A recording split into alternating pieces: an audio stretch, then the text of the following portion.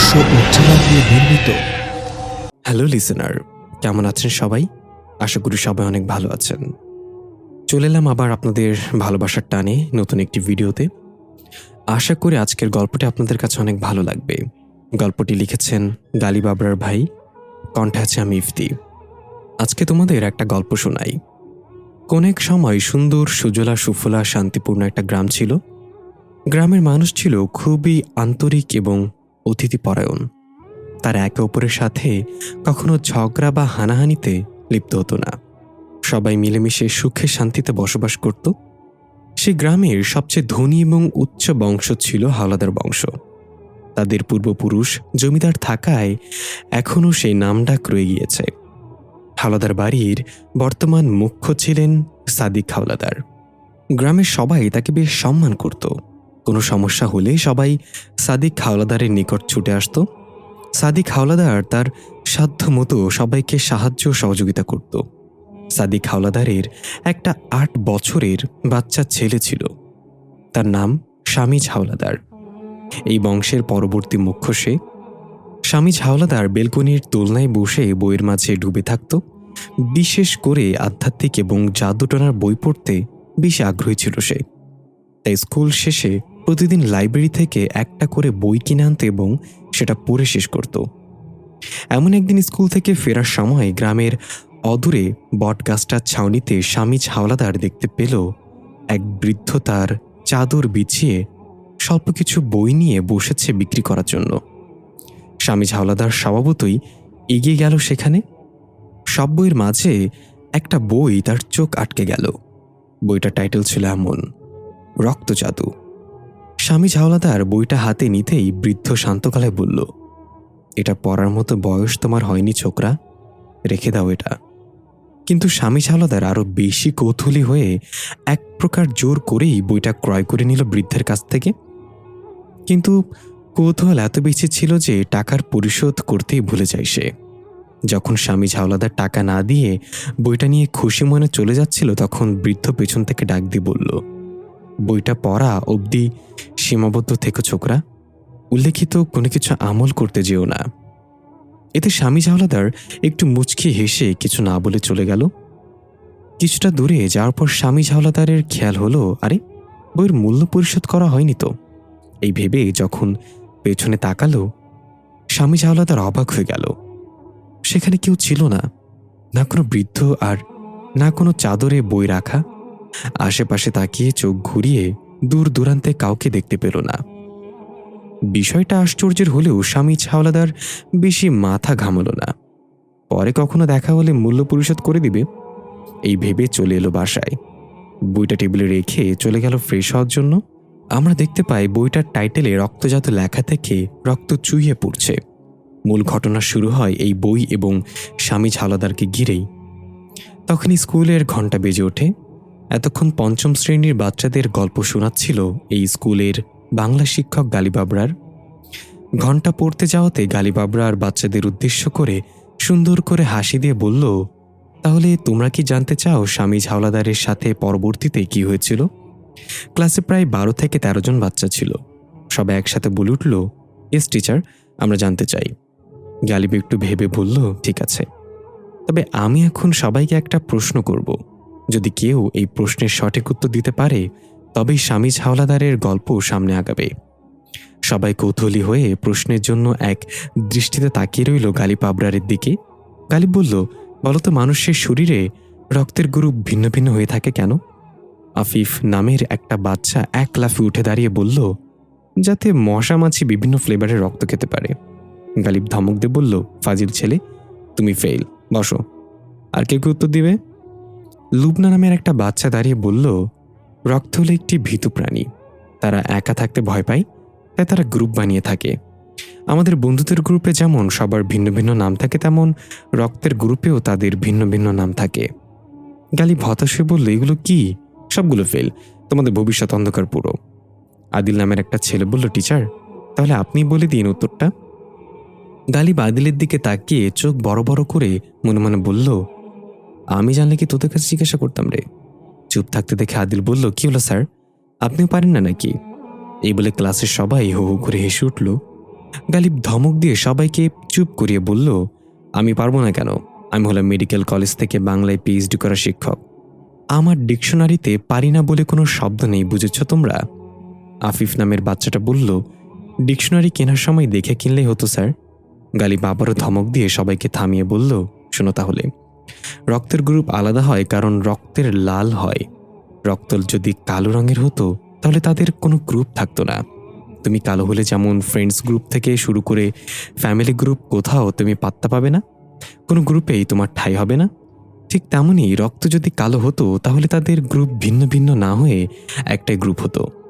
সেটা হলো অবহেলিত গ্রুপ। বুঝতে পারছো সবাই? বাচ্চারা মাথা চুলকে একে অপরের দিকে তাকিয়ে আমতামতা করে বলল, জি স্যার, বুঝতে পেরেছি। দরজার কাছ থেকে স্কুলের প্রিন্সিপাল সাফিয়া ইসলাম ধমক দিয়ে বলল, জনাব গালিব, এসব কি ভুলভাল শেখাচ্ছেন বাচ্চাদের? সাফিয়া ইসলাম প্রায় 17 বছর ধরে স্কুলের প্রিন্সিপাল। ছোট ছোট চুলে শাড়ি পরা, হাতে ঘড়ি আর পায়ে হিল জুতো, মুখে এক গাদা মেকআপ, নিজের স্মার্টনেস খুব ভালোভাবেই ফুটিয়ে তুলতে সক্ষম হয়েছেন। তবে তার গাম্ভীর্য আর নাকের ডগায় চশমা লাগিয়ে চাহনিতে সকল ছাত্রছাত্রী ভীত হয়ে থাকে। আজ পর্যন্ত কেউ তাকে আসতে দেখেনি। তার এই রোবটিক জীবনযাপনের জন্য তার স্বামী সন্তান তাকে ফেলে দূরে চলে গিয়েছে। মাঝে মাঝে এসে দেখা করে যায়। শাফিয়া ইসলাম কে দরজায় দাঁড়িয়ে থাকতে গালিব দেখে চেয়ার থেকে উঠে বলল, না মানে ম্যাম। শাফিয়া ইসলাম পেছনে হাত দিয়ে ভারী ভারী পা ফেলে ক্লাসে প্রবেশ করল। বাচ্চারা পিনপতন নীরবতা পালন করছে, কারো নিঃশ্বাসের শব্দ শোনা যাচ্ছে না। হঠাৎ লুবনা নামের মেয়েটার হাত থেকে কলম পড়ে গেল নিচে। এই নীরবতায় কলম পড়ার শব্দটাও যেন বড় কোনো বস্তু পড়ার মতো শব্দ। সাফিয়া নাকের ডগায় চশমার উপর দিয়ে লুবনার দিকে রাগান্বিত দৃষ্টিতে তাকালো। লুবনা তাড়াতাড়ি পা দিয়ে টান দিয়ে কলম উঠিয়ে চুমু খেয়ে সালাম করে মাথা নিচু করে বসে পড়ল। শাফি ইসলাম এবার শিক্ষক গালিবের দিকে তাকিয়ে বলে উঠলেন, আমাদের রক্তের গ্রুপ আলাদা থাকে। এর কারণ হচ্ছে পূর্ব দিগন্তে সূর্য উঠেছে রক্তলাল রক্তলাল রক্তলাল।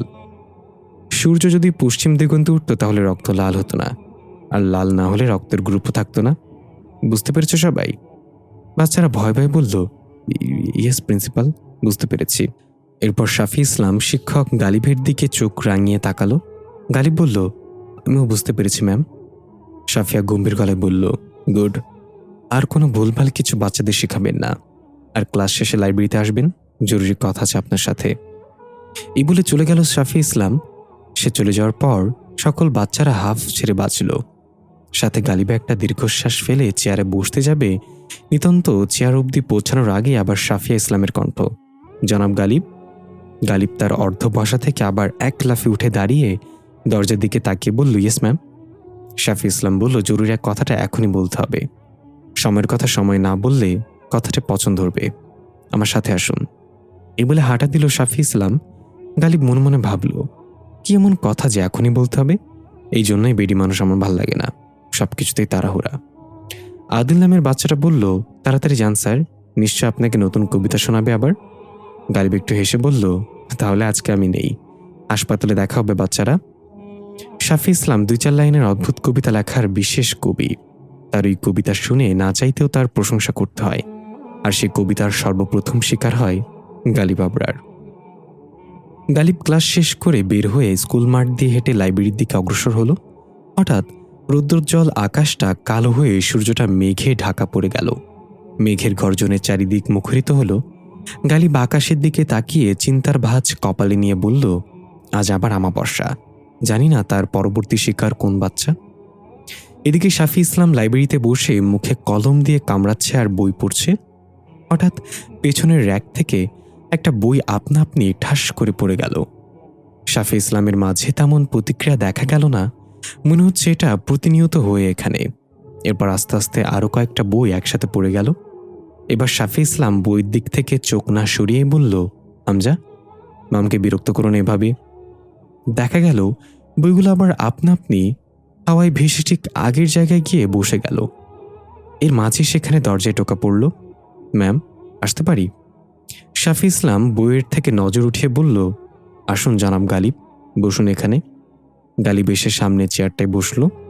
কি ব্যাপার ম্যাম, এত জরুরি তলব? শাফি ইসলাম বলল, আজকে অমাবস্যা জানেন তো? গালিব মাথা নেড়ে বলল, হ্যাঁ ম্যাম জানি। আকাশে সেটা জানান দিচ্ছে এখনই। সে আবার আজকে আসবে তার শিকার নেয়ার জন্য। শাফি ইসলাম একটা কৌতূহলী হয়ে বলল, আচ্ছা, আপনি কি তাকে কখনো দেখেছেন? গালিব কিছু একটা ভেবে একটু ধীর গলায় বলল, তাকে কেউ দেখেনি ম্যাম।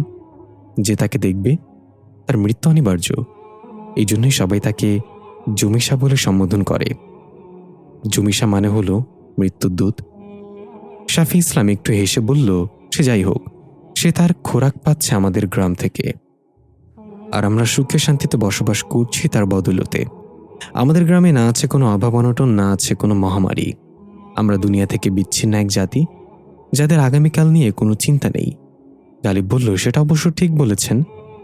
জমিশার জন্যই আমরা নিশ্চিন্তে বসবাস করছি। কিন্তু এভাবে বাচ্চাদের বলি বানানো কি ঠিক হচ্ছে? এক সময় তো এই গ্রাম বাচ্চা শূন্য হয়ে যাবে। তখন যদি জমিশা তার খোরাক না পায় তাহলে কি হবে ভেবে দেখেছেন? শাফি ইসলাম আত্মবিশ্বাসের সাথে বলল, তেমন কিচ্ছুই হবে না জনাব গালিব। এই গ্রামের মেয়েরা বাচ্চা জন্মদানে আগ্রহী। মনে করো কারোর ঘরে 3টা সন্তান আছে, তার থেকে একটা সন্তান জমিশাকে দিয়ে দিলে তো তেমন কিছুই হয় না। আর তারা সেটা দিয়ে আসছে প্রতি আমাবস্যায়। তাদের কোনো সমস্যা হচ্ছে না, তাই এটা নিয়ে আমাদের মাথা ঘামানো উচিত না। গালিব আর কিছু বলল না। শাফি ইসলাম তার ছোট ডায়েরিটা বের করে বলল, আমি একটা কবিতা লিখেছি, শুনেন, মন ভালো হয়ে যাবে। গালিব মনে মনে বলল, এই খাইছে রে, আমার কানের যদি হাত থাকতো তাহলে নিজেই নিজের কানসা গরম করে ফেলতো এমন কবিতা শ্রবণ করার জন্য। মনের কথা মনে রেখে গালিব একগাল হেসে বলল, বলুন ম্যাম বলুন, আপনার কবিতা মানেই দারুণ কিছু, এত ভালো লাগে বলে বোঝাতে পারবো না। শাফি ইসলাম একটু ফুলে গিয়ে বলল, আপনাদের এমন আগ্রহ দেখে আমার কবিতা লিখতে ভালো লাগে। তাহলে শুনুন। কে যায় বাছা দুলাইয়া পাছা, মনে করিয়া উদাস, কতদিন দেখি না তোমায়, চলে গিয়েছে মাসের পর মাস। কবিতা শুনে গালিব হাততালি দিয়ে ওয়াও ওয়াও বলে উঠল। ম্যাম, কি লিখেছেন, এটা ফাটিয়ে দিয়েছেন পুরা। শাফি ইসলাম কাচুমাচু হয়ে বলল, থ্যাংক ইউ জনাব গালিব, আরেকটা শুনে দাঁড়ান। হ্যাঁ। গালিব থতমত খেয়ে তাড়াতাড়ি বলল, না ম্যাম, আজকে আর না, যা শুনেছেন তাতে আমার প্রশংসার বাক্য ফুরিয়ে গেছে, আবার অন্যদিন। শাফি ইসলাম বলল, আচ্ছা ঠিক আছে, তাহলে আবার অন্য কোনো সময়। এখন আরেকটা জরুরি কথা। আমাদের স্কুলে একজন নতুন শিক্ষিকা জয়েন হতে যাচ্ছে, ইংলিশ টিচার। শহর থেকে আসছে সে। এই গ্রামের গোপনীয়তার সম্পর্কে তাকে কিছু জানানো যাবে না। শহরের মানুষ কিনা কি করে বসে।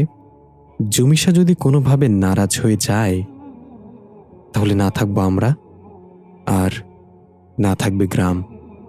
গালিব বলল, ঠিক আছে, সে জানবে না কিছু, কিন্তু আমি থাকতে আবার নতুন করে ইংলিশ টিচার আনার কি দরকার ছিল ম্যাম? আমি তো ইংলিশ পড়াতে পারি। শাফি ইসলাম বুরুকুচকে বলল, তাই নাকি? তাহলে বলুন তো, কৃষকের 2টি গরু আছে, এটা ইংলিশ কি হবে?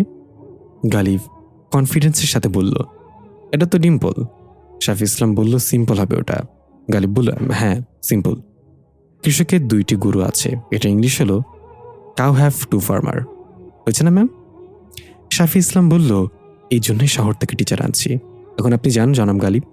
গালিব বিড়বিড় করতে করতে উঠে যেতে লাগলো। ঠিক ইংলিশে তো বললাম, তাহলে ম্যাম মানো না কেন বুঝলাম না। আসলে ম্যাম ইংলিশে দুর্বল। দৃশ্য পরিবর্তন। স্কুলের গেইটে একটা ট্যাক্সি এসে থেমেছে।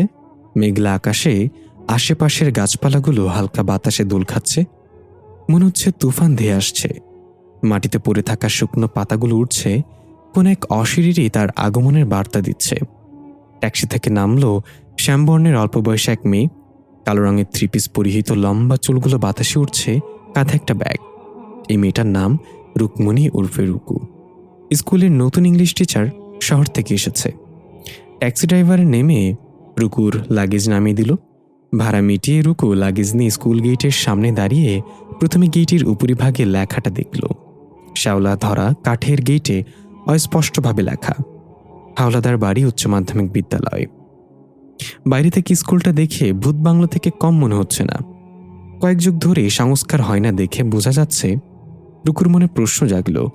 তখনই রুকুর চোখ গেল একটু দূরে, কাঁচা রাস্তার পাশে জঙ্গলের দিকে মুখ করে দাঁড়িয়ে আছে বাচ্চা একটা মেয়ে। তার এক হাতে লাল রঙের একটা বেলুন উঠছে। পোশাক আশাক ধুলো ময়লা মাখা, জঙ্গলের দিকে মুখ করে থাকায় রুকু বাচ্চাটার মুখ দেখতে পাচ্ছে না। রুকু ডাক দিল, এই যে শুনছো, তোমার নাম কি? এখানে দাঁড়িয়ে আছো কেন? কিন্তু মেয়েটা একভাবে দাঁড়িয়ে আছে, কোনো নড়াচড়াও করছে না, কথার কোনো জবাবও দিচ্ছে না। রুকু একটু অবাক হলো। লাগেজটা একপাশে রেখে রুকু বাচ্চাটার দিকে এগিয়ে যেতে নিবে, তখনই স্কুলের গেট দিয়ে একজন বের হয়ে এলো আর রুকুকে উদ্দেশ্য করে বলল, আপনি কি সেই শহরের ইংলিশ টিচার? রুকু থমকে দাঁড়িয়ে পেছনে তাকিয়ে বলল, এক্সকিউজ মি, আমাকে বলছেন? সে হাত বাড়িয়ে দিয়ে বলল, আমি গালি বাবরার, এই স্কুলের বাংলা শিক্ষক। রুকু হাত মিলে সুন্দর করে হাসি দিয়ে বলল, নাইস টু মিট ইউ, আমি রুকু। গালিব বলল, জানি, আপনার আসার ব্যাপারে প্রিন্সিপাল বলেছে আমাকে। একটা কথা বলি, কিছু মনে করবেন না তো? রুকু বলল, আগে বলেন শুনি। গালিব আস্তে করে বলল, আপনার বাবার নিশ্চয়ই জাম্বুরা গাছের বাগান আছে? রুকু অবাক হয়ে হা করে বলল, আল্লাহ, আপনি জানেন কিভাবে? সত্যি, আমার বাবার জাম্বুরা গাছের বাগান আছে। গালিব একগাল হেসে বলল, কারণ আপনি দেখতে একদম জাম্বুরার মতো গোলগাল। আপনার নাম রুকু না হয়ে জাম্বুরা হলে ভালো মানাতো। রুকু ভুরুকুচকে বলল, আপনি কি মজা উড়াচ্ছেন আমার? গালিব বলল, আসছেন তো ট্যাক্সি নিয়ে, বিমান দিয়ে আসলে না হয় বিমান উড়াতাম, ট্যাক্সি তো আর উড়ানো যাবে না, তাই মজা উড়াচ্ছি। কিন্তু আপনি ওইদিকে কোথায় যাচ্ছিলেন? ওইদিকে তো কাঁচা রাস্তার পরে জঙ্গল। রুকু কথার মাঝে ভুলে গিয়েছিল বেলুন হাতে দাঁড়িয়ে থাকা বাচ্চাটার কথা। হঠাৎ মনে পড়ল আর বলল, আরে হ্যাঁ, ওই বাচ্চাটা। এটা বলে সেদিকে তাকাতেই দেখলো সেখানে তো কেউ নেই। আরে গেল কোথায় বাচ্চাটা? গালিব বলল, কোন বাচ্চাটা? আমি তো ওখানে কাউকে দেখতে পাইনি। রুকু বলল, একটু আগে উল্টো ঘুরে বেলুন হাতে দাঁড়িয়ে ছিল মেয়েটা, আমি নিজে চোখে দেখেছি। গালিব বলল, হবে হয়তো কোনো আশেপাশের বাচ্চা, এটা নিয়ে মাথা ঘামানো দরকার নেই, চলুন আপনাকে থাকার জায়গা দেখিয়ে দিই। রুকু বিষয়টা উড়িয়ে দিয়ে গালিবের সাথে চলল। আমরা দেখতে পাই বাচ্চাটা অদৃশ্য থেকে আবার দৃশ্যমান হলো বেলুন হাতে নিয়ে। এবার সে সামনের দিকে তাকিয়ে আছে, গালিব আর রুকুর চলে যাওয়ার দিকে এক নজরে।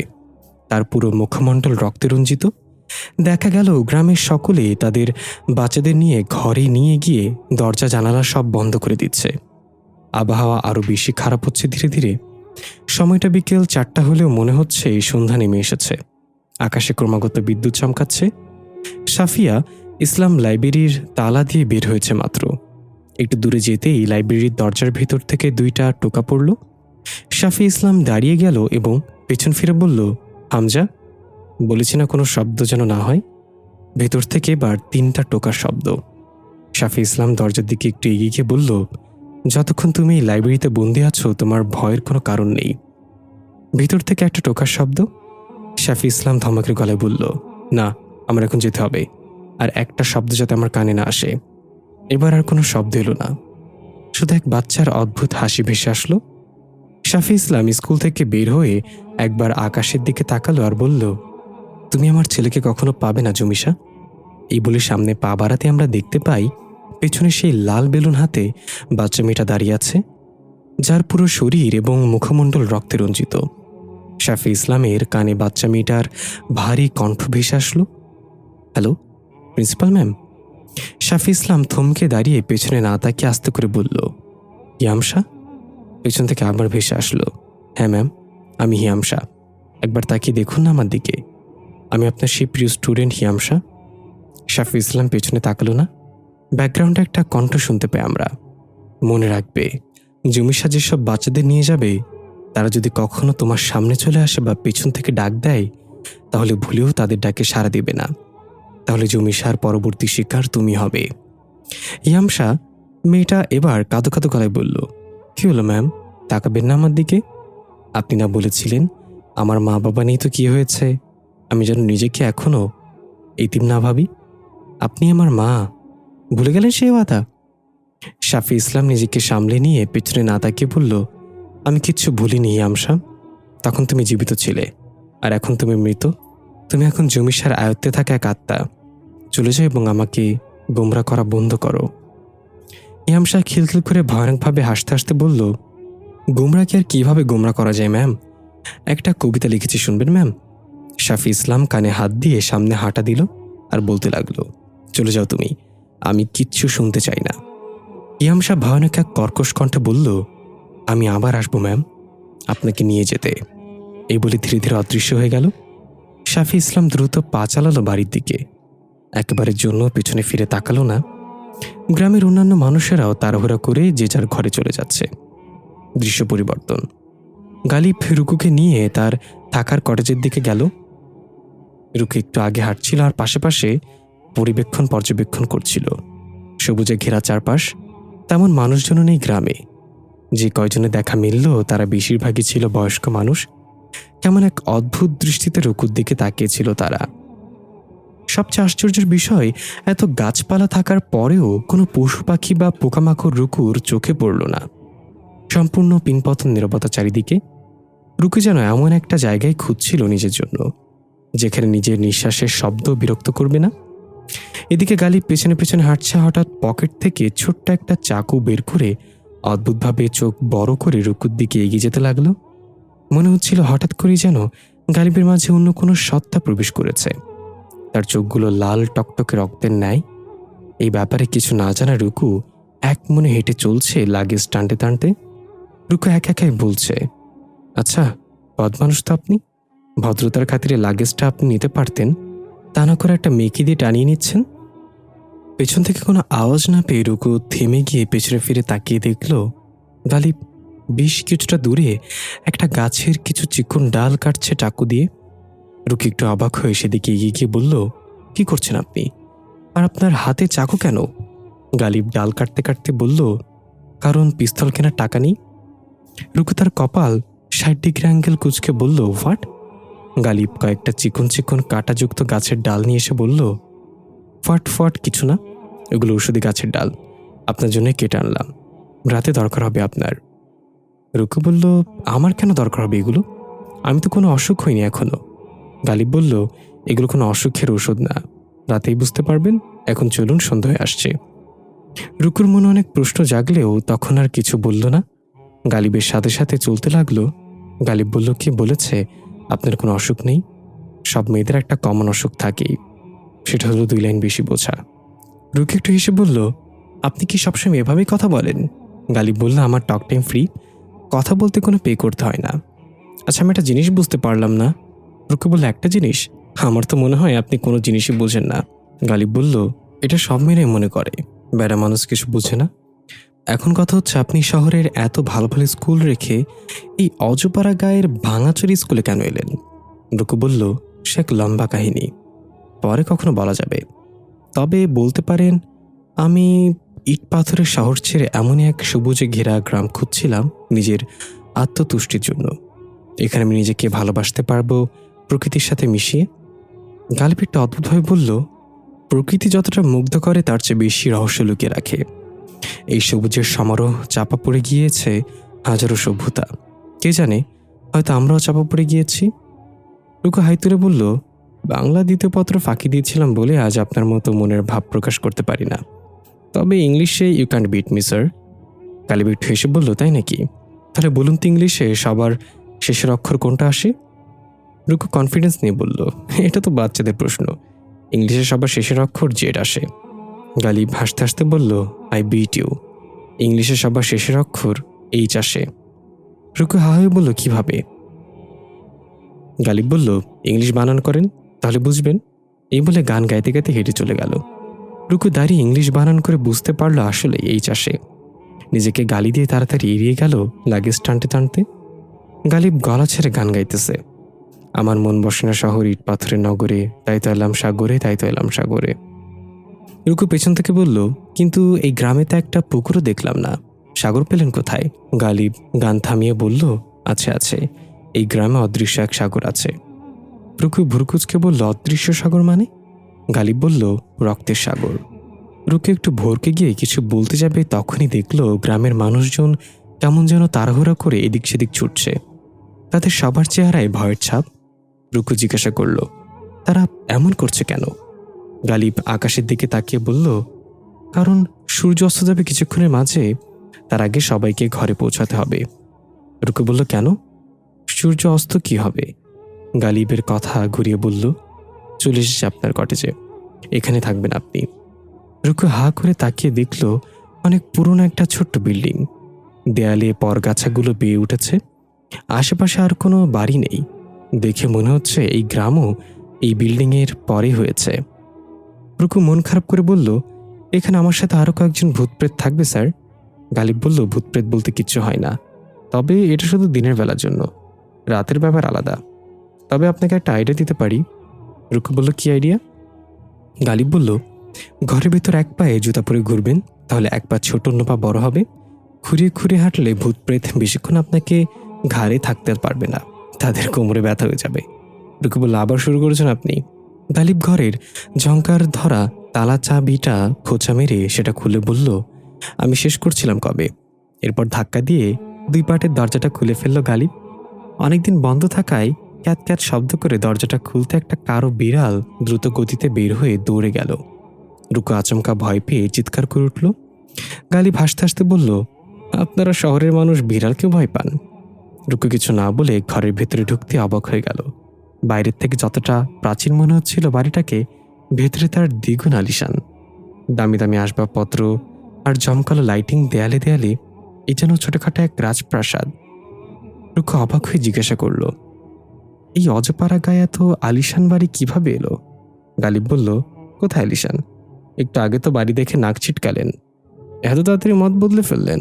আপনারা মেয়েরা না পারেনও বটে। রুকু বলল, বাইরে থেকে একরকম, ভেতর আরেক রকম, না বুঝে বলে দিয়েছি। গালিব বলল, এটাই তো আমাদের সমস্যা, আমরা বাহ্যিক সৌন্দর্যকে বিমোহিত থাকি, ভেতরটা দেখার আগেই বিভিন্ন মন্তব্য করে ফেলি। একটা গল্প শোনাই। এক লোক মসজিদে মৃত্যুবরণ করেছে, আরেক লোক পতিতালয়ে মৃত্যুবরণ করেছে। সবাই সার্টিফিকেট দিয়ে দিল মসজিদে মৃত্যুবরণ করা লোকটা ভেস্তে যাবে, আর পতিতালয় লোকটা যাবে দোজকে। আপনার কি মনে হয় তাদের সার্টিফিকেট সঠিক ছিল? গালিবের প্রশ্নে রুকু কিছুটা ভেবে বলল, বাহ্যিকভাবে তো সেটাই মনে হচ্ছে। গালিব বলল, কিন্তু ভেতরে ছিল অন্য গল্প। মসজিদে যে লোকটা মৃত্যুবরণ করেছে সে গিয়েছিল মসজিদের ফ্যান চুরি করতে, আর পতিতালয়ে যে মৃত্যুবরণ করেছে সে গিয়েছিল মেয়েদেরকে খারাপ পথ থেকে ফিরিয়ে আনতে।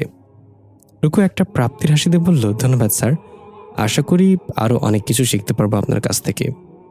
গালিব চলে যেতে যেতে বলল, ঠিক আছে, তাহলে ফ্রেশ হয়ে নিন, ফ্রিজে রান্না করার জন্য সব কিছু রাখা আছে, আর রাতের বেলা বাইরের কোনো শব্দ শুনলে ভুলেও বের হবেন না। রুকু বলল, কেন? রাতের বেলা কি হয় এখানে? গালিব একটু অদ্ভুতভাবে বলল, রাতের বেলা এই গ্রামের মালিকানা বদল হয়। রুকু অবাক হয়ে কিছু জিজ্ঞাসা করার আগেই গালিব তাড়াতাড়ি করে বের হয়ে গেল আর বলে গেল দরজা ভেতর থেকে বন্ধ করে দিতে। গালিবের হাতে সেই কাঁটাযুক্ত গাছের ডালগুলো তখনও ছিল। রুকু দরজা লাগিয়ে দিয়ে ঘরের আশেপাশে তাকিয়ে একটু খুশি হলো। এত সুন্দর সাজানো বাড়ি শুধু মানুষের কল্পনাতে হওয়া সম্ভব। নিজের ব্যাগপত্র রেখে ফ্রেশ হওয়ার জন্য চলে গেল ভেতরে। আমরা দেখতে পাই গালিব সেই কাঁটাযুক্ত গাছের ডাল দিয়ে রুকুর কটেজের সামনে লাইন টেনে দিচ্ছে মাটিতে। তারপর লাইনের 2 পাশে ডালগুলো গেঁথে দিল আর একাকে বলতে লাগলো, আপনি এই গ্রামে পা রাখতেই হিয়ামশাকে দেখেছেন বেলুন হাতে, সে রাতে আসবে আপনাকে নিয়ে যেতে, কিন্তু পারবে না যতক্ষণ আপনি এই লাইনের বাইরে না আসবেন। আশা করি নিজেকে বাঁচিয়ে নেবেন। এখন আমার বাঁচার পালা, সন্ধ্যা হওয়ার আগে ঘরে পৌঁছাতে হবে। দৃশ্য পরিবর্তন। এক দম্পতি অস্থির হয়ে তাদের বাচ্চাকে খুঁজছে।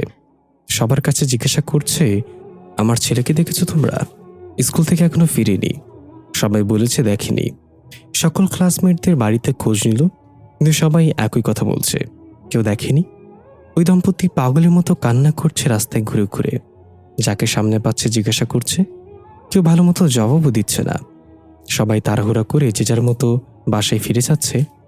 এভাবে জিজ্ঞেস করতে করতে একজনের কাছ থেকে জানতে পারলো তাদের বাচ্চা একটু দূরেই বিস্তীর্ণ মাঠের দিকে। তারা একটু দূরে যেতেই সূর্য অস্ত চলে গেল। সূর্য অস্ত যাওয়ার সাথে সাথে গ্রামের আকাশ পরিষ্কার হয়ে গেল। নিস্তব্ধ পরিবেশটা আবার চাঙ্গা হয়ে উঠল সন্ধ্যার আবছা অন্ধকারে। আকাশে রুটির মতো গোলচাঁদটা ঝলমল করে জ্যোৎস্না ছড়িয়ে দিচ্ছে। অবাক করা বিষয় হলো, সূর্য অস্ত চলে যাওয়ার পর এতক্ষণ যেই দম্পতি তাদের বাচ্চাকে পাওয়া যাচ্ছে না বলে আহাজারি করছিল, তারা হঠাৎ থেমে গেল। একজন আরেকজনের দিকে তাকিয়ে বলল, আমরা এই সন্ধ্যাবেলা এখানে কি করছি? দুজনের কেউ কিছু মনে করতে পারছে না। দম্পতির মাঝে পুরুষ লোকটা আকাশের দিকে তাকিয়ে বলল, আজ তো অমাবস্যা, জসিমার রাত আজ, না জানি কার বাচ্চা তার বলি হয়। মহিলাটা বলল, ঠিক বলেছ, ভাগ্য ভালো আমাদের কোনো বাচ্চাই নেই, চলো বাসায় যাওয়া যাক। এই বলে দুজন উল্টো ঘুরে চলে যেতে লাগলো।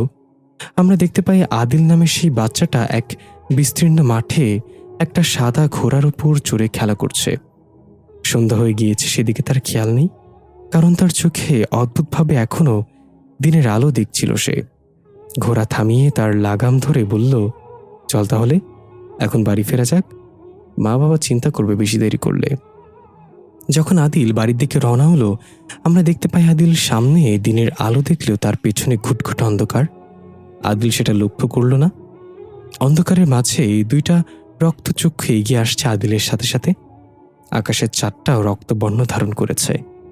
আদিলের ঘোড়া বারবার অদ্ভুতভাবে ডাক দিচ্ছিল। ঘোড়াটা বুঝতে পারছিল কিছু একটা হচ্ছে। আদিল বুঝতে না পেরে বলল, কি হচ্ছে তোর, এভাবে ডাকছিস কেন? এভাবে আদিল তার বাড়ির কাছাকাছি পৌঁছে গেল। দূরে একটা গাছের সাথে ঘোড়াটা বেঁধে একবার পেছনে চোখ পড়ল, আবার সামনে তাকিয়ে ফেলল। আদিল থমকে দাঁড়ালো। আরে, পেছনে তো অন্ধকার কেন? এই বলে আস্তে আস্তে পেছনে তাকাতেই দেখতে পেল, কোথায় অন্ধকার, একদম সূর্যের আলো ঝলমল করছে। আদিল নিজের উপর নিজেই হেসে আবার বাড়ির দিকে পা বাড়ালো। ঠিক আগের মতোই পেছনে অন্ধকারে দুইটা রক্তবর্ণ চক্ষু, তবে এবার সে এক জায়গায় দাঁড়িয়ে আছে। আদিল দরজায় কড়া নাড়ল আর গুনগুন করে ক্লাসের পড়া ওড়াচ্ছিল। ভেতর থেকে মহিলা কণ্ঠে আওয়াজ এলো, কে? আদিল বলল, মা আমি, দরজা খোলো। ভেতর থেকে অদ্ভুতভাবে মহিলা কণ্ঠ বলল, কার মা? এই পিচ্ছি, মজা করছো কেন? বাসা কোথায় তোমার? বাচ্চা আদিল থতমত খেয়ে বলল, কি বলছো মা, আমি আদিল, তোমার ছেলে, দরজা খোলো। এবার ভেতর থেকে ধমক দিয়ে বলল, কোন আদিল? আমার কোনো ছেলেই তো নেই।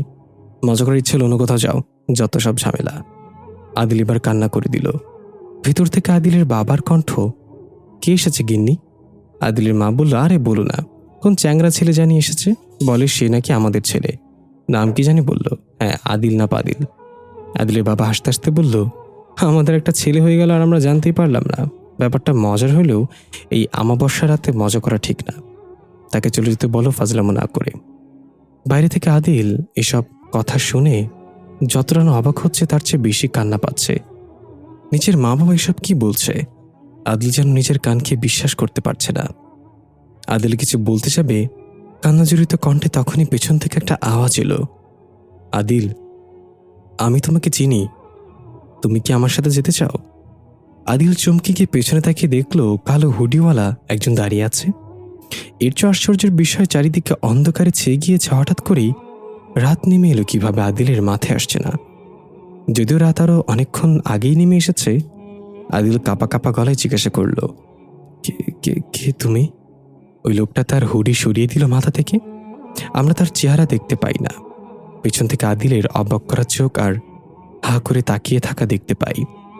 আদিল যেন এক প্রকার সম্মিলিত হয়ে তার দিকে এগিয়ে এলো। সে হাত বাড়িয়ে দিল। আদিল তার হাতে হাত রাখল। সে আদিলের হাত ধরে ধীর পায়ে হাঁটতে লাগলো। তার পেছনে শত শত কালো ছায়ার মূর্তি হাঁটছে। সব ছায়াগুলো ছিল বাচ্চাদের ছায়া। সবাই একসাথে জিকিরের মতো করে জপতে লাগলো, রক্ত রক্ত রক্ত রক্ত রক্ত রক্ত রক্ত। পুরো গ্রাম কম্পিত হলো এই রক্ত আওয়াজে। সবাই যে যার ঘরে অদ্ভুতভাবে বসে আছে। দেখে মনে হচ্ছিল তারা কোনো জীবন্ত মূর্তি। তাদের মাঝে কোনো অনুভূতি নেই। সবার নাক কান দিয়ে রক্ত বেরোচ্ছে।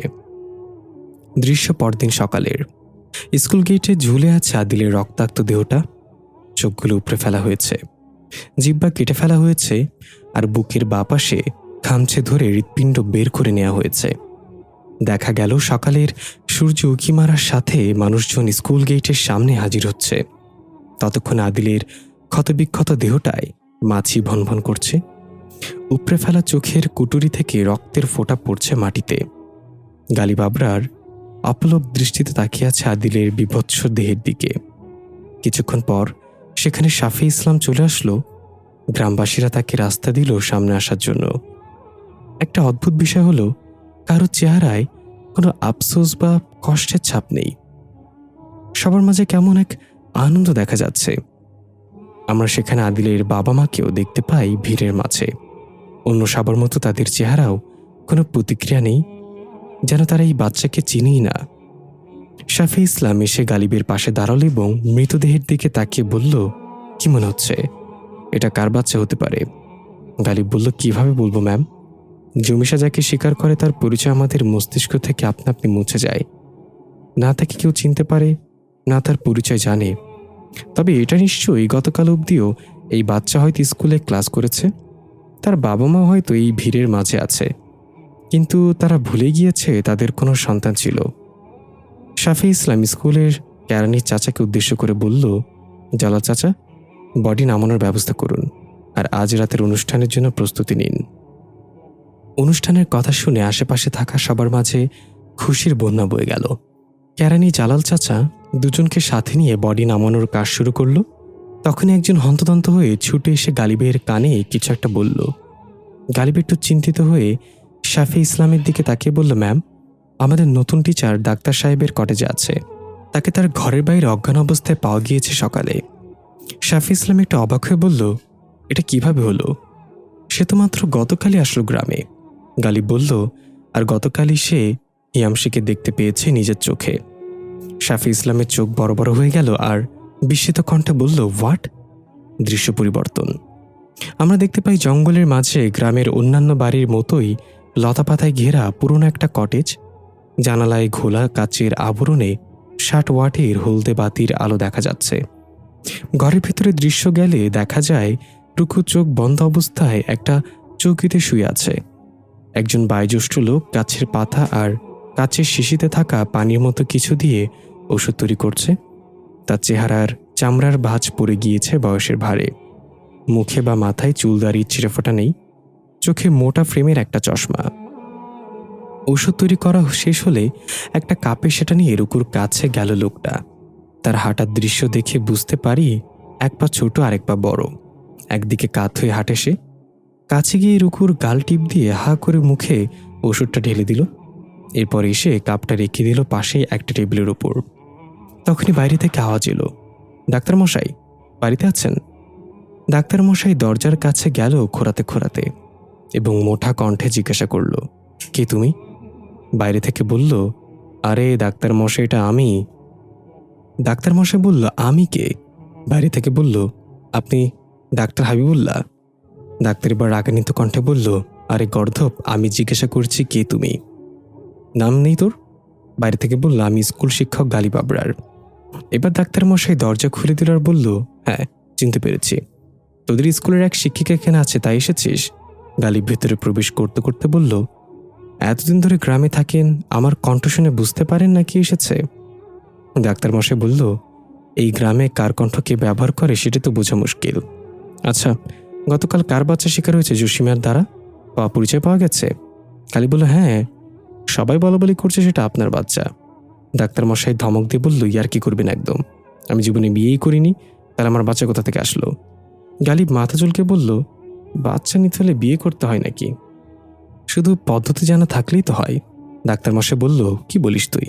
আচ্ছা, তুই তো নিজেকে অনেক পণ্ডিত মনে করিস, তাহলে একটা কথা বলতো, মানুষের মতোই জিন ভূতের কি বিয়ে শাদী হয়? গালিব বলল, কি জানি, আমি তো কখনো দাওয়াত পাইনি, দাওয়াত পেলে আপনাকে জানাবো। ডাক্তার মশাই আরও কিছু বলতে নিলে গালিব এগিয়ে গেল চৌকিতে শুয়ে থাকা রুকুর দিকে এবং জিজ্ঞাসা করল, জ্ঞান ফিরবে কখন তার? ডাক্তার মশাই বলল, ওষুধ খাইয়ে দিয়েছি, কিছুক্ষণের মাঝেই হুঁশ আসবে। কিছু একটা দেখে প্রচণ্ড ভয় পেয়ে গিয়েছিল সে, তাই জ্ঞান হারিয়ে ফেলেছে। গালিব রুকুর দিকে তাকিয়ে বলল, ভালো হয়েছে জ্ঞান হারিয়েছে, না হলে জানটাই হারাতে হতো। এর মাঝেই রুকু কাশি দিয়ে উঠল। ধীরে ধীরে চোখ মেলে সবার প্রথম গালিবের অদ্ভুত চাহনিতে তার দিকে তাকিয়ে থাকতে দেখল ঝাপসাভাবে। আবার চোখ বন্ধ করে নিল। গালিব ডাক্তারের দিকে তাকিয়ে বলল, ডাক্তার মশাই, আমার চেহারায় কি কিছু লেগে আছে? সে আমাকে দেখে চোখ বন্ধ করে নিল কেন? ডাক্তার মশাই বলল, তুই এতই সুন্দর যে তোর চেহারার ঝলকে সে ভালো করে তাকাতে পারেনি, তাই চোখ বন্ধ করে দিয়েছে। গালিব একটু হেসে বলল, ডাক্তার মশাই, আপনি মেয়ে হলে কিন্তু কিস্তি তুলে হলেও আপনাকে বিয়ে করতাম। এমন প্রশংসা শুনতে আমার ভালোই লাগে। ডাক্তার বলল, ফাজিল।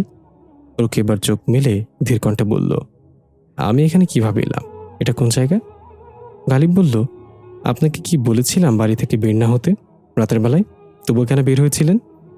রুকু তার মস্তিষ্কে জোর দিল কাল রাতে কি ঘটেছিল সেটা মনে করার জন্য। দৃশ্য চলে গেল কাল রাতে। গালিব রুকুকে বাসার সামনে যাওয়ার পরে রুকু চলে গেল ফ্রেশ হতে। ওয়াশরুমে গিয়ে যখন মুখে পানি দিচ্ছিল তখন খুব সূক্ষ্ম এবং আস্তে একটা বাচ্চার কণ্ঠে অদ্ভুত একটা সুর শুনতে পেল। রুকু আশেপাশে তাকালো, কিন্তু সুরটার উৎস খুঁজে পেল না। এত মায়াবী সুর রুকু আগে কখনো শোনেনি। সুরটা রুকুর এমনভাবে প্রভাবিত করছিল যে ইচ্ছে করছিল সুরের টানে বাইরে ছুটে চলে যায়। কিন্তু এটার উৎস কোথায়? রুকু চোখ বন্ধ করে একদম নীরব হয়ে নিঃশ্বাসটাও বন্ধ করে কান খাড়া করে শুনল সুরটা। এবার ধাপ করে চোখ খুলে বেসিনের দিকে তাকালো। সুরটা এখান থেকে আসছে। রুকু একটু নিচু হয়ে বেসিনের দিকে কান এগিয়ে নিল। সত্যি সত্যি দেখা গেল বেসিনের পানি যাওয়ার ফাঁকা থেকেই অদ্ভুত সুরটা ভেসে আসছে। রুকু অবাক হলেও বিষয়টা তেমন পাত্তা দিল না। ভাবলো হয়তো গ্রামের কোনো বাচ্চা গান গাইছে আশেপাশে, আর সেটা রিফ্লেকশন এখানে শোনা যাচ্ছে। ফ্রেশ হওয়া শেষে বাইরে এসে রুকু ব্যাগ থেকে টাওয়াল বের করে হাত মুখ মুছে নিল। তারপর ল্যাপটপ নিয়ে খাটের উপর বসে পড়ল। ল্যাপটপ অন করেই হোয়াটসঅ্যাপে লগ ইন করে একজনকে মেসেজ পাঠালো, আমি ঠিকঠাক মতো পৌঁছেছি, কোনো সমস্যা হয়নি। কিন্তু এখানে নেটওয়ার্কের অবস্থা খুব বাজে। এটা হয় স্বাভাবিক, যদিও এই অজপাড়া গায়ে একটু নেটওয়ার্ক পাচ্ছে সেটাই বা কম কি। রুকু ল্যাপটপ হাতে নিয়ে খাট থেকে নেমে জানালার পাশে চলে গেল, এই ভেবে যে দেখি নেটওয়ার্ক পাই কিনা। জানালার পাশে গিয়ে একটু পাওয়া গেল নেটওয়ার্ক। রুকু দেখলো মেসেজ সেন্ড হয়েছে, তবে এখনো সিন হয়নি। মন খারাপ করে রিপ্লাইয়ের আশায় এক দৃষ্টিতে তাকিয়ে রইল স্ক্রিনের দিকে। প্রায় মিনিট 5 পর টুং করে শব্দ হলো মেসেজের। ডিসপ্লেতে মেসেজ পাঠানো ব্যক্তির নাম ভেসে উঠল। নামটা ছিল হালিল জামাতদার। নামটা দেখে রুকুর চেহারায় এক তৃপ্তির হাসির ছাপ ভেসে উঠল। সাথে সাথে মেসেজটা সেন্ড করে দেখল, তো আমি কি করব? রুকু রিপ্লাই করল, কিছু করা লাগবে না, আপনি নিজের খেয়াল রাখবেন, ঠিকমতো খাওয়া দাওয়া করবেন, আর যদি মন চায় তাহলে প্রতিদিন আমার সাথে একটু কথা বলবেন। ওপাশ থেকে রিপ্লাই আসলো, তোমার একটাই মাথা, সেটা আমাকে নিয়ে না ঘামিয়ে নিজেকে নিয়ে ঘামাও। আর আমার কোনো ইচ্ছে নেই তোমার সাথে কথা বলার। কেন কথা বলছি আমি তোমার সাথে? রুকুর চোখে পানি টলমল করছে। অতিরিক্ত অবহেলা পাওয়া মানুষগুলোর কান্না শব্দ ছাড়াই হয়। রুকুর চেহারা বলে দিচ্ছে তার ভেতরের সত্তা চিৎকার করে কান্না করছে এই মুহূর্তে। রুকু নিজেকে সামলে নিয়ে একটু মুচকি হেসে সাথে সাথে রিপ্লাই দিল, সমস্যা নেই, আপনি আমাকে রিপ্লাই করছেন, এতেই হবে। একটা কথা রাখবেন আমার? ওপাশ থেকে রিপ্লাই আসলো, কি কথা? রুকু রিপ্লাই করলো, আপনি আমার সাথে রাগ দেখান, কথা না বলেন, বকা দিন, সমস্যা নেই, শুধু প্রতিদিন একবার হলে অনলাইনে আসবেন, একটা করে ছবি পোস্ট করবেন, তাহলে আমি বুঝতে পারবো আপনি ভালো আছেন, আমি এতেই খুশি। রিপ্লাই আসলো, আর কিছু? রুকু রিপ্লাই করলো, আর কিছু না। একটা কথা কি জানেন, আমরা 1000 জনকে ইগনোর করার পর নিজের প্রিয় মানুষের কাছে ইগনোর হই। এই বলে রুকু ল্যাপটপ অফ করে দিল। টলমলো করা চোখের পানিগুলো বৃষ্টির মতো নেমে এলো গাল বেয়ে। ব্যাকগ্রাউন্ডে রুকুর কণ্ঠে শোনা যায়, ভালোবাসা মানুষকে রাস্তার কুকুর বানিয়ে দেয়।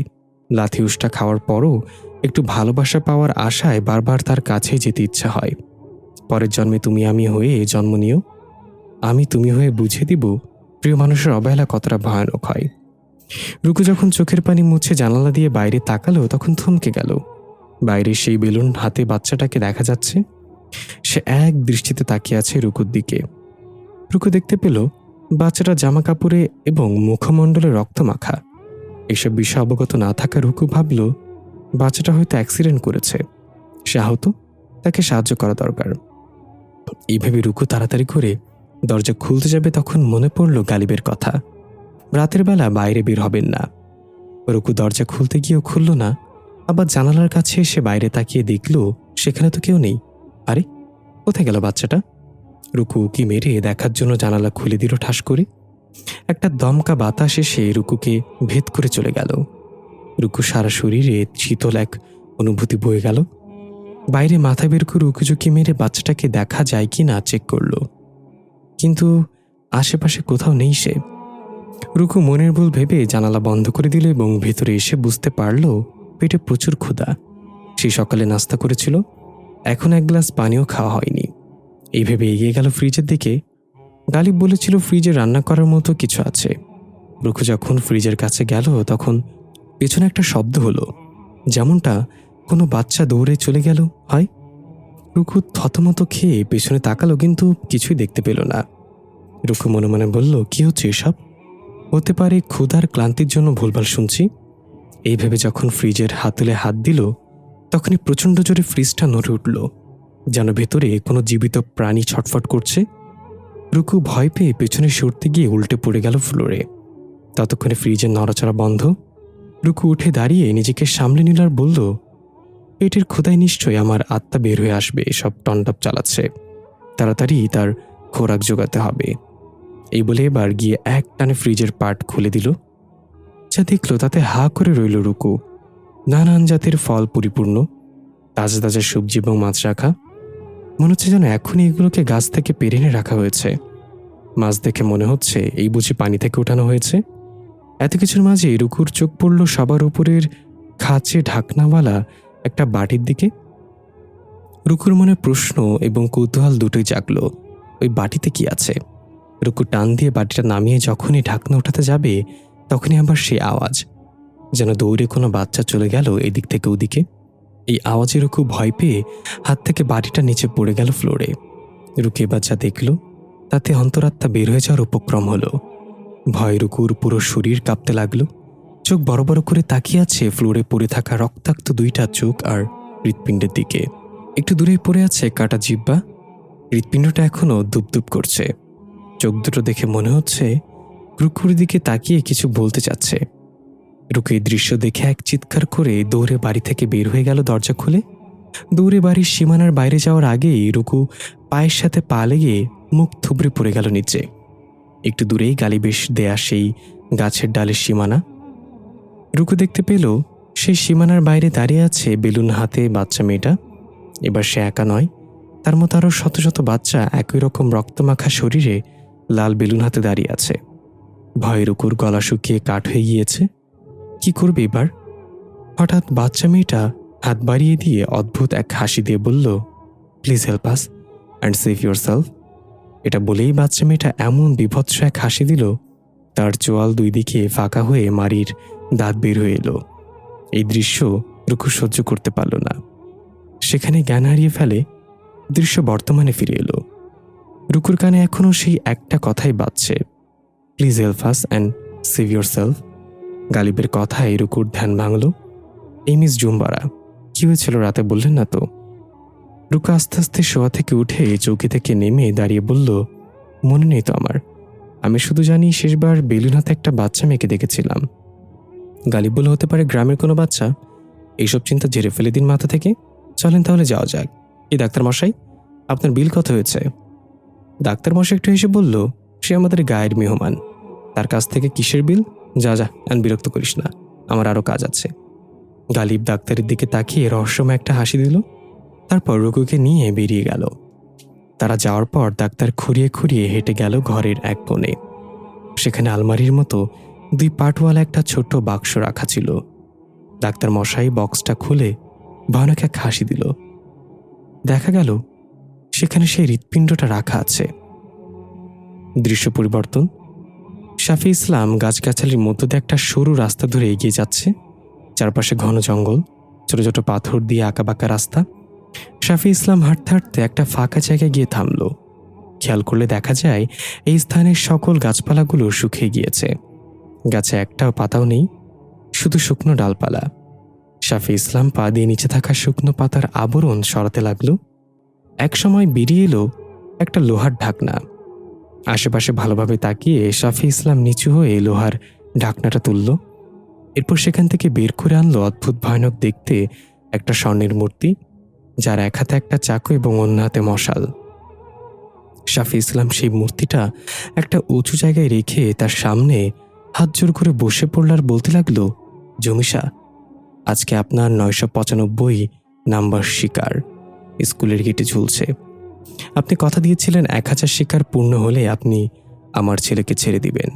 আমি আপনার কথা রাখার অপেক্ষায় আছি। আর হ্যাঁ, প্রতিবারের মতো এবারও এই বলির উদ্দেশ্য গ্রামের অনুষ্ঠানের আয়োজন করা হয়েছে। রাতে আপনি আসবেন আর আমাদের যে কোনোভাবে বোঝাবেন আপনি আমাদের উপর সন্তুষ্ট, তাহলে আমি নিশ্চিত। এরপর শাফি ইসলাম ওই মূর্তির হাতে থাকা চাকুটার সাথে নিজের হাত ঠেকিয়ে ক্যাচ করে কেটে ফেলল। রক্তের ফোঁটা ওই মূর্তির মুখের ওপর দিল। আমরা দেখতে পাই অদ্ভুতভাবে সেই মূর্তিটা জিহ্বা বের করে রক্তটা চেটে খেয়ে নিল। শাফি ইসলাম খুশি হয়ে আবার মূর্তিটা সেই লোহার ঢাকনার ভিতর রেখে ঢেকে দিল এবং পাতা দিয়ে আবরণ সৃষ্টি করে দিল আগের মতো। এরপর আশেপাশে তাকিয়ে আবার গ্রামের উদ্দেশ্যে রওনা হলো। শাফি ইসলাম চলে যাওয়ার পরে গাছের আড়াল থেকে উকি মারে গালিবের ক্লাসে দেখে সেই লুবনা নামের বাচ্চাটা। সে এতক্ষণ শাফি ইসলামকে অনুসরণ করে এই অবধি চলে এসেছে এবং সবকিছু দেখে নিয়েছে। লুবনা গাছের আড়াল থেকে বের হয়ে ভয়ে ভয়ে এগিয়ে গেল সেখানে, যেখান থেকে শাফি ইসলাম মূর্তিটা বের করেছিল আর মনে মনে বলল, প্রিন্সিপাল ম্যাম এখানে কি করছিল? ওই স্ট্যাচুটা কার ছিল? ম্যাম ওইটার সামনে হাত জোর করে কি চাইছিল? এসব ভাবতে ভাবতে লুবনা গিয়ে সেখান থেকে শুকনো পাতা সরিয়ে দেখতে পেল একটা লোহার ঢাকনা, কিন্তু সেটা তালা দেয়া। লুবনা চেষ্টা করলো সেটা খোলার, কিন্তু এইটুকু বাচ্চার পক্ষে তো তালা ভাঙা সম্ভব না। লুবনা আশেপাশে তাকালো ভারী কিছু খোঁজার জন্য এবং পেয়েও গেল। একটু দূরেই ছোট একটা পাথর দেখতে পেল। লুবনা যখন পাথরটা নেয়ার জন্য উঠে গেল, তখন আমরা দেখতে পাই লুবনার পেছনে কালো ধোঁয়ার মতো এক আকৃতি। লুবনা অনুভব করলো পেছনে কেউ তো আছে। চোখ বড় করে ভয়ে ভয়ে ঘাড় ঘুরিয়ে পেছনে তাকালো, কিন্তু ততক্ষণে সেখানে কিছুই ছিল না। বাচ্চা লুবনা বুকে থুতু দিয়ে এবার পাথরটা নিয়ে এসে তালার উপর একটা বাড়ি দিল। তখনই দেখা যায় লুবনার পেছনে সেই কালো ধোঁয়া আকৃতির অবয়ব দৃশ্যমান হচ্ছে ধীরে ধীরে। লুবনা আবার যখন বাড়িতে যাবে, হঠাৎ পেছন থেকে একটা মোটা কণ্ঠ, কি করছো তুমি? লুবনা থতমত খেয়ে হাত থেকে পাথরটা পড়ে গেল এবং সাথে সাথে পেছনে ফিরে তাকিয়ে হাসিতে বলল, স্যার আপনি? দৃশ্য পরিবর্তন। রুকু রাস্তার ধারে দাঁড়িয়ে এদিক ওদিক তাকাচ্ছে আর বলছে, এই বাংলা টিচার গেল কোথায় আমাকে এখানে দাঁড় করিয়ে? এর মাঝেই রুকুর কানে এলো ঘণ্টা বাজানোর শব্দ। টুংটাং করে অনবরত বেজে চলেছে। রুকু খেয়াল করল দূর থেকে একটা গরুর গাড়ি আসছে এদিকেই। গরুর গলায় ঘণ্টা বাঁধে এবং সেই আওয়াজই রুকুর কানে আসছে। এই যুগে এসেও গরুর গাড়ি দেখাটা ভাগ্যর ব্যাপার। রুকু বেশ আগ্রহ নিয়ে তাকিয়ে আছে সেদিকে। সাদা রঙের দুটো গরু এবং চাদর দিয়ে মুড়ি দেওয়া গাড়িয়াল বসে আছে সামনে। গরুর গাড়ি চালককে গাড়িয়াল বলা হয়। রুকুর সামনে এসে থেমে গেল সেটা। রুকু খেয়াল করল গরু দুটো একদম রোগা পাতলা শুকনো, যেন তাদের শরীরের সমস্ত রক্ত শুষে নেওয়া হয়েছে। চামড়ার উপর দিয়ে হাড় দেখা যাচ্ছে। তাদের চাহনি ছিল অসহায়। মনে হচ্ছিল কত যুগ ধরে তাদেরকে কোনো খাবার দেয়া হয় না। রুকুর অনেক মায়া হলো গরু দুটোর জন্য। গাড়িয়াল চাদর থেকে মুখ বের না করেই জিজ্ঞাসা করল, এখানে হাওলাদার বাড়িটা কোথায় বলতে পারেন? রুকু একটু অবাক হলো, কারণ তার কণ্ঠটা এমন ছিল যে মহিলা নাকি পুরুষ সেটা বোঝা মুশকিল। তবু সেদিকে ধ্যান না দিয়ে রুকু বলল, আসলে আমি এই গ্রামে নতুন এসেছি তো, তাই চিনি না তেমন কিছু। আপনি অন্য কাউকে জিজ্ঞাসা করুন দয়া করে। চাদরের ভেতর থেকে অদ্ভুত একটা হাসি ভেসে আসলো। ওই হাসিতে রুকুর শরীরটা কেঁপে উঠল রীতিমতো। শরীরের লোমকূপগুলো দাঁড়িয়ে গেল। হাসি শেষ হয়ে বলল, তুমি এই গ্রামে যে উদ্দেশ্যে নিয়ে এসেছ সেটা কোশ্চিনকালেও পূরণ হবে না। ফিরে যাও, ফিরে যাও নিজেকে ভালোবাসলে। রুকু বিস্মিত চোখে ভয় পেয়ে বলল, কি বলছেন এসব? কে আপনি? সে আর কোনো কথা না বলে হা হা হা করে গরুর পিঠে বাড়ি দিল হাতের লাঠি দিয়ে। গরু চলা শুরু করলো। রুকু তাকে ডাক দিতে যাবে তার আগেই পেছন থেকে গালিবের কণ্ঠ, কার সাথে কথা বলছিলেন আপনি? রুকু চমকে গিয়ে পেছনে থেকে বলল, কোথায় ছিলেন আপনি? ওই লোকটা কেমন অদ্ভুত কথা বলছিল আমাকে। গালিব বলল, কোন লোকটা? রুকু সামনে তাকে বলতে যাবে, এই তো এই গাড়ি। তখন দেখলো গরুর গাড়ি তো অনেক দূরে গিয়েছে। রুকু হা করে রইল। মাত্র কয়েক সেকেন্ডের ব্যবধানে সে এত দূরে কিভাবে চলে গেল? সবকিছু যেন মাথার উপর দিয়ে যাচ্ছে রুকুর। গালিব বলে, বুঝতে পেরেছি, রাতের তোর মা এখনো কাটে উঠতে পারিনি। রুকু বলল, এটা তোর মা না, ট্রমা হবে। আর রাতের কথা আমার মনেও নেই। ওই লোকটা সত্যি সত্যি আমার সামনে ছিল আপনি আসার আগে। গালিব বলে, আচ্ছা মানলাম, এখন বাসায় গিয়ে ফ্রেশ স্কুলে চলে আসুন। আজকে আপনার ফার্ট অ্যাট স্কুল। রুকু বলল, ওটা ফার্ট না, ফার্স্ট ডে হবে। আর আমি ওই বাসায় আর ফিরে যেতে চাই না।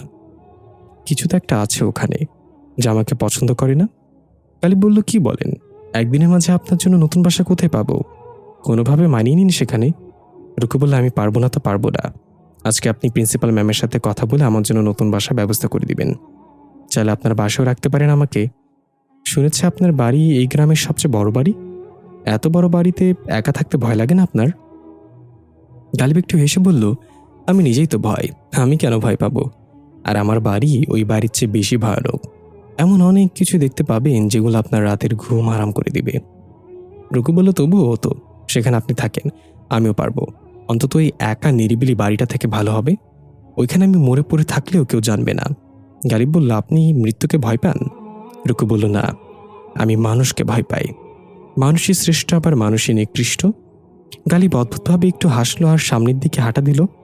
রুকু সঙ্গ দিল পেছন পেছনে। রুকু জিজ্ঞাসা করল, আচ্ছা স্যার, আপনি মাঝে মাঝে কিছু রহস্যময় কথা বলেন, আপনার কোনো গোপন কষ্ট আছে? গালিব বলল, যেটা সবার সাথে শেয়ার করা যায় সেটা কখনো কষ্ট না, সেটা গল্প। কষ্ট তো সেটা যেটা শুধুমাত্র সৃষ্টিকর্তার কাছে বলা যায়। রুকু বলল, জানেন স্যার, একসময় আমি সৃষ্টিকর্তার খুব কাছাকাছি ছিলাম। শয়নের স্বপ্নে তাকে স্মরণ করতাম, কখনো তার বিধানের বাইরে কোনো কাজ করতাম না। কিন্তু এখন? গালিব জিজ্ঞাসাসুলভ দৃষ্টিতে তাকালে রুকু একটু হতাশার হাসি এসে বলল, কিন্তু সৃষ্টিকর্তা আমার কাছ থেকে সবকিছু কেড়ে নিয়েছে। দৃশ্য রুকুর অতীতের। রুকুর একটা সুন্দর সাজানো গোছানো সংসার। চাঁদ বাগানে দোলনায় বসে দোল খাচ্ছে ফুটফুটে একটা মেয়ে। রুকু ফুল গাছে পানি দিচ্ছে, পেছন থেকে 2 হাত এসে রুকুর চোখ ধরল। রুকু চমকে গিয়ে বলল, কে? দোলনা থেকে এক লাফে দৌড়ে এসে ফুটফুটে একটা মেয়ে আব্বু বলে চিৎকার করল। রুকু খুশি হয়ে বলল, হালিল, কখন আসলে তুমি?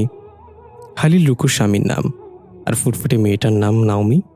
হালিল রুকুর চোখ ছেড়ে নাওমিকে কোলে নিয়ে 2 গালে চুমু খেয়ে বলল, তোমার জন্য ধরা খেয়ে গেলাম আম্মু। তুমি আমাকে আব্বু বলে ডাক না দিলে তোমার মা বুঝতেই পারতো না এটা আমি। রুকু বললে, এইভাবে কিছু না জেনে হঠাৎ করে চলে আসলে যে? তোমার না আরও 2 দিন পরে আসার কথা ছিল?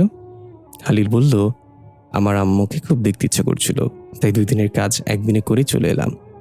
তোমার মনে হয় সমস্যা হচ্ছে আমি তাড়াতাড়ি এসে যাওয়াতে? রুকু ফাজলামো করে বলল, সমস্যা তো একটু হয়েছে। আজ আমার 3 নম্বর বয়ফ্রেন্ড 4 নম্বর চাচাতো ভাইয়ের সাথে ডেটে যাওয়ার কথা ছিল, তুমি চলে এসে পুরো প্ল্যান নষ্ট করে দিলে। হালিল নাওমিকে কোল থেকে নামিয়ে বলল, তোমাদেরই তো দিন চলছে, আর আমি ডেট বলতে শুধু ক্যালেন্ডারে ডেট বুঝি। তবে আমার কলিগ শিলা আমাকে আজ ডিনারের অফার করেছিল, তাহলে তুমি যাও তোমার বয়ফ্রেন্ডের সাথে, আমি শিলাকে নিয়ে ডিনারের জন্য হ্যাঁ বলে দিই। রুকু রাগে লাল হয়ে হালিলকে কিল ঘুষি মারতে লাগলো। হালিল হাসতে হাসতে পিছিয়ে গেল। নমি একা একা হাসছে দূরে দাঁড়িয়ে। পিছাতে গিয়ে হালিলের হাত লেগে গেল একটা গোলাপের চারার সাথে। গোলাপের কাঁটা ফুটে গেল হালিলের হাতে এবং রক্ত বের হয়ে আসলো। রুকু ভয় পেয়ে হালিলের হাত ধরে বলল, রক্ত? দৃশ্য বর্তমানে ফিরে এলো। রুকুর মুখে রক্তের কথা শুনে গালিব বলল, কিসের রক্ত? রুকু কথা ঘুরিয়ে বলল, না না, কিছু না। আমি তাহলে যাই, নিজের মালপত্র নিয়ে আপনি বাড়িতে শিফট করব, তারপর স্কুলে যাব। গালিব আর কিছু না বলে সোজা চলে গেল। রুকু চলে গেল অন্য রাস্তায়। এই গ্রামের রাস্তাগুলো সব মাটির রাস্তা, 2 পাশে সবুজ গাছপালার মাঝ দিয়ে চলে গেছে রাস্তা। আমরা দেখতে পাই শাফি ইসলাম একটা বড় বাড়ির সামনে বাগানে দাঁড়িয়ে আছে। বাগান বলতে আমরা একটা সাদা ফল গাছের বাগান। এই বাগানে ফল গাছ বলতে শুধু আনার বা ডালিম গাছে ভরপুর। বাড়ির সামনে চত্বরে 2 পাশে ডালিম গাছের ছড়াছড়ি এবং গাছগুলোতে ঝুলছে টসটসে লাল ডালিম। প্রতিটা গাছের ডাল তার ফলের ওজনে ঝুঁকে পড়েছে নিচের দিকে। সৃষ্টিকর্তা যেন তার নিয়ামত ঢেলে দিয়েছে এই গাছগুলোতে। শাফি ইসলাম গাছ থেকে একটা ডালিম ছিঁড়ে সেটা ভেঙে একটা করে দানা মুখে দিচ্ছিল আর গুনগুন করে কিছু গাইছিল। শাফি ইসলামের চোখ গেল একটু দূরেই একটা গর্ত খোঁড়া হয়েছে। মাটি এখনো শুকায়নি, মনে হচ্ছে কিছুক্ষণ আগে এই গর্তটা খোঁড়া হয়েছে। সেদিকে এগিয়ে শাফি ইসলাম একটু নিচু হয়ে কিছু মাটির গুঁড়ো হাতে নিয়ে অদ্ভুতভাবে হাসতে হাসতে বলল, আরে, একটা ডালিম গাছ! বাহ গালিব, বাহ। পেছন থেকে গালিবের কণ্ঠ, আপনি এখানে? শাফি ইসলাম একটু চমকে গিয়ে পেছনে থেকে বলল, আপনার জন্য অপেক্ষা করছিলাম জনাব গালিব। আমাদের নতুন টিচারের কি অবস্থা এখন? গালিব বলল, এখানে দাঁড়িয়ে কথা বলার মানায় না, চলুন ভেতরে গিয়ে চা খেতে খেতে কথা বলি। শাফি ইসলাম বলল, মন্দ হয় না। দৃশ্য পরিবর্তন। গ্রামের এক খোলা মাঠে চরম আনন্দ যজ্ঞের সাথে প্যান্ডেল সাজানো হচ্ছে। নরনারী সবাই একসাথে কাজ করছে হাসি খুশি ভাবে। একপাশে কাপড়ে মোড়ানো আদিলের বিভৎস দেহটাটাও রাখা হয়েছে। সেদিকে দিয়ে যাচ্ছিল রুকু হাঁটতে হাঁটতে। চোখ পড়ল সবার মাঝে, এত আনন্দ আর কিসের প্রস্তুতি নিচ্ছে তারা? রুকু কৌতূহলবশত একটু এগিয়ে গিয়ে এক মহিলাকে জিজ্ঞাসা করল, এখানে কিসের প্রস্তুতি নেওয়া হচ্ছে? মহিলাটার আর কেউ না, বরং আদিলের মা। সে হাসতে হাসতে বলল, আজ রাতে গ্রামের ঐতিহ্যবাহী এক অনুষ্ঠান আছে ম্যাডাম, আপনি এখনো জানেন না? রুকু বলল, আমি তো কিছু জানি না। গালিব স্যারও কিছু বলল না। আচ্ছা, কি উপলক্ষে অনুষ্ঠান? মহিলাটা বলল, আজ গ্রামের দেবতার আগমন হবে। তার আগমন হলে আমরা বুঝতে পারবো সে আমাদের উপর সন্তুষ্ট আছে। আর যদি তার আগমন না হয় তাহলে আমাদের গ্রাম ধ্বংস হয়ে যাবে। রুকু মনে মনে একটু হাসল আর বলল, মানুষ এখন এসব কুসংস্কারে বিশ্বাস করে, আমার এসব নিয়ে চিন্তা করে লাভ নেই। এভাবে রুকু চলে যাচ্ছিল, কিন্তু আদিলের মৃতদেহটা প্যান্ডেলের অপর পাশে থাকার কারণে রুকুর দৃষ্টিগোচর হলো না। রুকু চলে গেল। এরপর দেখা যায় খ্রিস্টানদের ক্রসের মতো করে বাঁশ আর কাঠ দিয়ে কিছু একটা তৈরি করা হয়েছে। দুজন গিয়ে আদিলের মৃতদেহটা নিয়ে আসলো মাথা আর পায়ে ধরে। মাছিগুলো ভনভন করে মৃতদেহের সাথে উঠতে লাগলো। ততক্ষণে রক্তগুলো শুকিয়ে গিয়েছে আদিলের চোখ মুখে। মৃতদেহটা এনে বাঁশ আর কাঠের তৈরি সেই ক্রসের ওপর রাখলো শুইয়ে। হাত দুটো মেলে দিল দুই দিকে। দেখা গেল আদিলের বাবা বেশ খুশি মনে একটা হাতুড়ি আর প্যারেক নিয়ে এসে মৃত আদিলের হাতে ঠকঠক করে পেরেকটা গেঁথে দিল এই ক্রসের সাথে। সবশেষে লম্বা একটা সুচালো লোহার শিক আদিলের মৃতদেহের কণ্ঠনালী তথা গলায় ঢুকিয়ে দিল হাতুড়ি দিয়ে। লোহার শিকটা আদিলের গলা অন্য পাশ দিয়ে ভেদ করে কাঠ ভেদ করল। একজন গিয়ে অন্য পাশে কাঠের সাথে শিকটা বাঁকা করে দিল। এবার সবাই মিলে খুশিতে আত্মহারা হয়ে ক্রসটা দাঁড়া করালো মৃতদেহ সহ। আমরা ঠিক যেমনটা খ্রিস্টানদের যীশুখ্রিস্টের ক্রসে দেখতে পাই। আদিলের মৃতদেহ সহ ক্রসটা একটা নির্দিষ্ট গর্তে গিয়ে দেয়া হলো। একটা মৃতদেহের সাথে এতটা নির্মমতা হতে পারে এই গ্রামের মানুষগুলোকে না দেখলে বোঝা যাবে না। তারা কি নিজের সজ্ঞানে এগুলো করছে, নাকি তাদের দিয়ে কেউ এগুলো করাচ্ছে? যদি এর পেছনে কেউ থেকেই থাকে, তারা যদি তার বশে থাকে, তাহলে কে সে? দৃশ্য পরিবর্তন। শাফে ইসলাম সোফায় বসে আছে ড্রয়িং রুমে। প্রতিটা দেয়াল থেকে শুরু করে সোফা এবং জানালার পর্দার আরবিতে অদ্ভুত কিছু বাক্য লেখা। এগুলোর ধর্মীয় গ্রন্থের কোনো বাণী না সেটা নিশ্চিত, আবার হতে পারে ধর্মীয় গ্রন্থের বাণী এগুলো, তবে সেটা ইবলিশের গ্রন্থ। গালিব ট্রেতে করে 2 কাপ চা বানিয়ে এনে শাফি ইসলামের মুখোমুখি বসল। 1 কাপ চা তার দিকে এগিয়ে দিল, আরেক কাপ নিজে নিল। শাফি ইসলাম চায় চুমুক দিয়ে মুখ কুচকে ফেলল আর কবিতার ভঙ্গিতে বলল, নষ্টপাতি সস্তা চায়ে মুখ হয়েছে তিতা, কষ্ট চেপে নষ্ট চায়ে মুখে দিয়েছি কিতা। গালিব চায়ে চুমুক দিয়ে বলল, এটা কিন্তু দারুণ ছন্দ ছিল ম্যাম, তবে ঘরে আজকে লাল চায়ের পাতি শেষ। শাফি ইসলাম বলল, তাহলে এই চা কি দিয়ে বানিয়ে দিয়েছেন? গালিব বলে, এটা তো সবুজ চা, যা আপনারা গ্রিন টি বলেন। এই গ্রিন টি এর চাটার ফায়দা আছে ম্যাম। মেহমান আসলে গ্রিন টি দিলে মেহমান ভাববে লোকটা অনেক বড় লোক। দ্বিতীয়ত, দুধের খরচ বেঁচে যায়। তৃতীয়ত, মেহমান কখনো বলে না আরেক কাপ প্লিজ। চতুর্থত, হতে পারে ওই মেহমান আর আসবেই না আমার বাসায়। শাফি ইসলাম হাসতে হাসতে বলল, তার মানে আপনি চান আমি আপনার বাসায় না আসি? গালিব জিব্বায় কামড় দিয়ে বলল, আরে না না, এসব কি বলছেন? আপনার মতো মহান কাব্যিক পার্সেলের পায়ের ধুলো আমার ঘরে পড়া মানে আমি ধন্য। শাফি ইসলাম গদগদ হয়ে বলল, ধন্যবাদ জানাব গালিব, তবে ওটা পার্সেল না পার্সন হবে। গালিব বলল, সে যাই হোক, আপনি নিজের প্রশংসা শুনলে এত খুশি হন কেন ম্যাম? জানেন, কোন এক মহান ব্যক্তি বলে গিয়েছেন, 2 ধরনের মানুষ থেকে সাবধান। এক হলো যে তোমার সামনে তোমার প্রশংসা করে, আর আরেক হলো যে তোমার সামনে তোমার শত্রুর নামে দুর্নাম করে। শাফি ইসলাম বলল, তবু আমার প্রশংসা শুনতে অনেক ভালো লাগে। যেমন ওই দিন তো আমাদের এমপি সাহেব আমার প্রশংসা করে বলল, সাফিয়া, তুমি একজন সম্মানিত মানুষ গ্রামের, তুমি স্কুলের প্রিন্সিপাল, তুমি দেখতেও বেশ সুন্দরী। এভাবে রাতের বেলা মেসেজ দিয়ে বিরক্ত করো না আমাকে, আমি তোমার লেভেলের না। গালিব ফুরুত করে মুখের চা ফেলে দিয়ে বলল, এটা প্রশংসা করলো কোথায়? উনি তো আপনাকে অপমানের মতো কিছু একটা করেছে। শাফি ইসলাম বলল, ধুর, আপনি শুনেননি সে আমাকে সুন্দরী আর সম্মানিত বলেছে, এটা আমার জন্য যথেষ্ট। গালিব হাসতে হাসতে বলল, আচ্ছা বুঝেছি, এখন কাজের কথায় আসা যাক। আমাদের নতুন টিচার রুকমণি, সে কাল রাতে কি জন্য অজ্ঞান হয়েছিল সেটা মনে করতে পারিনি, তবে ডাক্তার মশাই বলল কিছু একটা দেখে ভয় পেয়েছে সে। আমি নিশ্চিত হিমাশা এটা করেছে। শাফি ইসলাম বলল, ইদানিং হিমাশাকে বেশ অ্যাক্টিভ দেখাচ্ছে। সে আমাকেও বিভ্রান্ত করার চেষ্টা করেছিল গতকাল। কি চাই সে? গালিব চোখ বড় বড় করে বলল, আপনি কি সত্যি জানেন না সে কি চায়? শাফি ইসলাম বলল, হামজাকে চায়। দৃশ্য পরিবর্তন। রুকু তার বাড়ির কাছে পৌঁছেছে। বাইরে থেকে এখন বাড়িটাকে হন্টেড হাউস মনে হচ্ছে। তেমন একটা গা ছমছমে ব্যাপার এখানে। আশেপাশে আর কোনো বাড়িঘর নেই। রুকু বাড়িতে প্রবেশ করার সময় খেয়াল করলো গাছের ডাল দিয়ে লাইন টেনে রাখার বিষয়টা।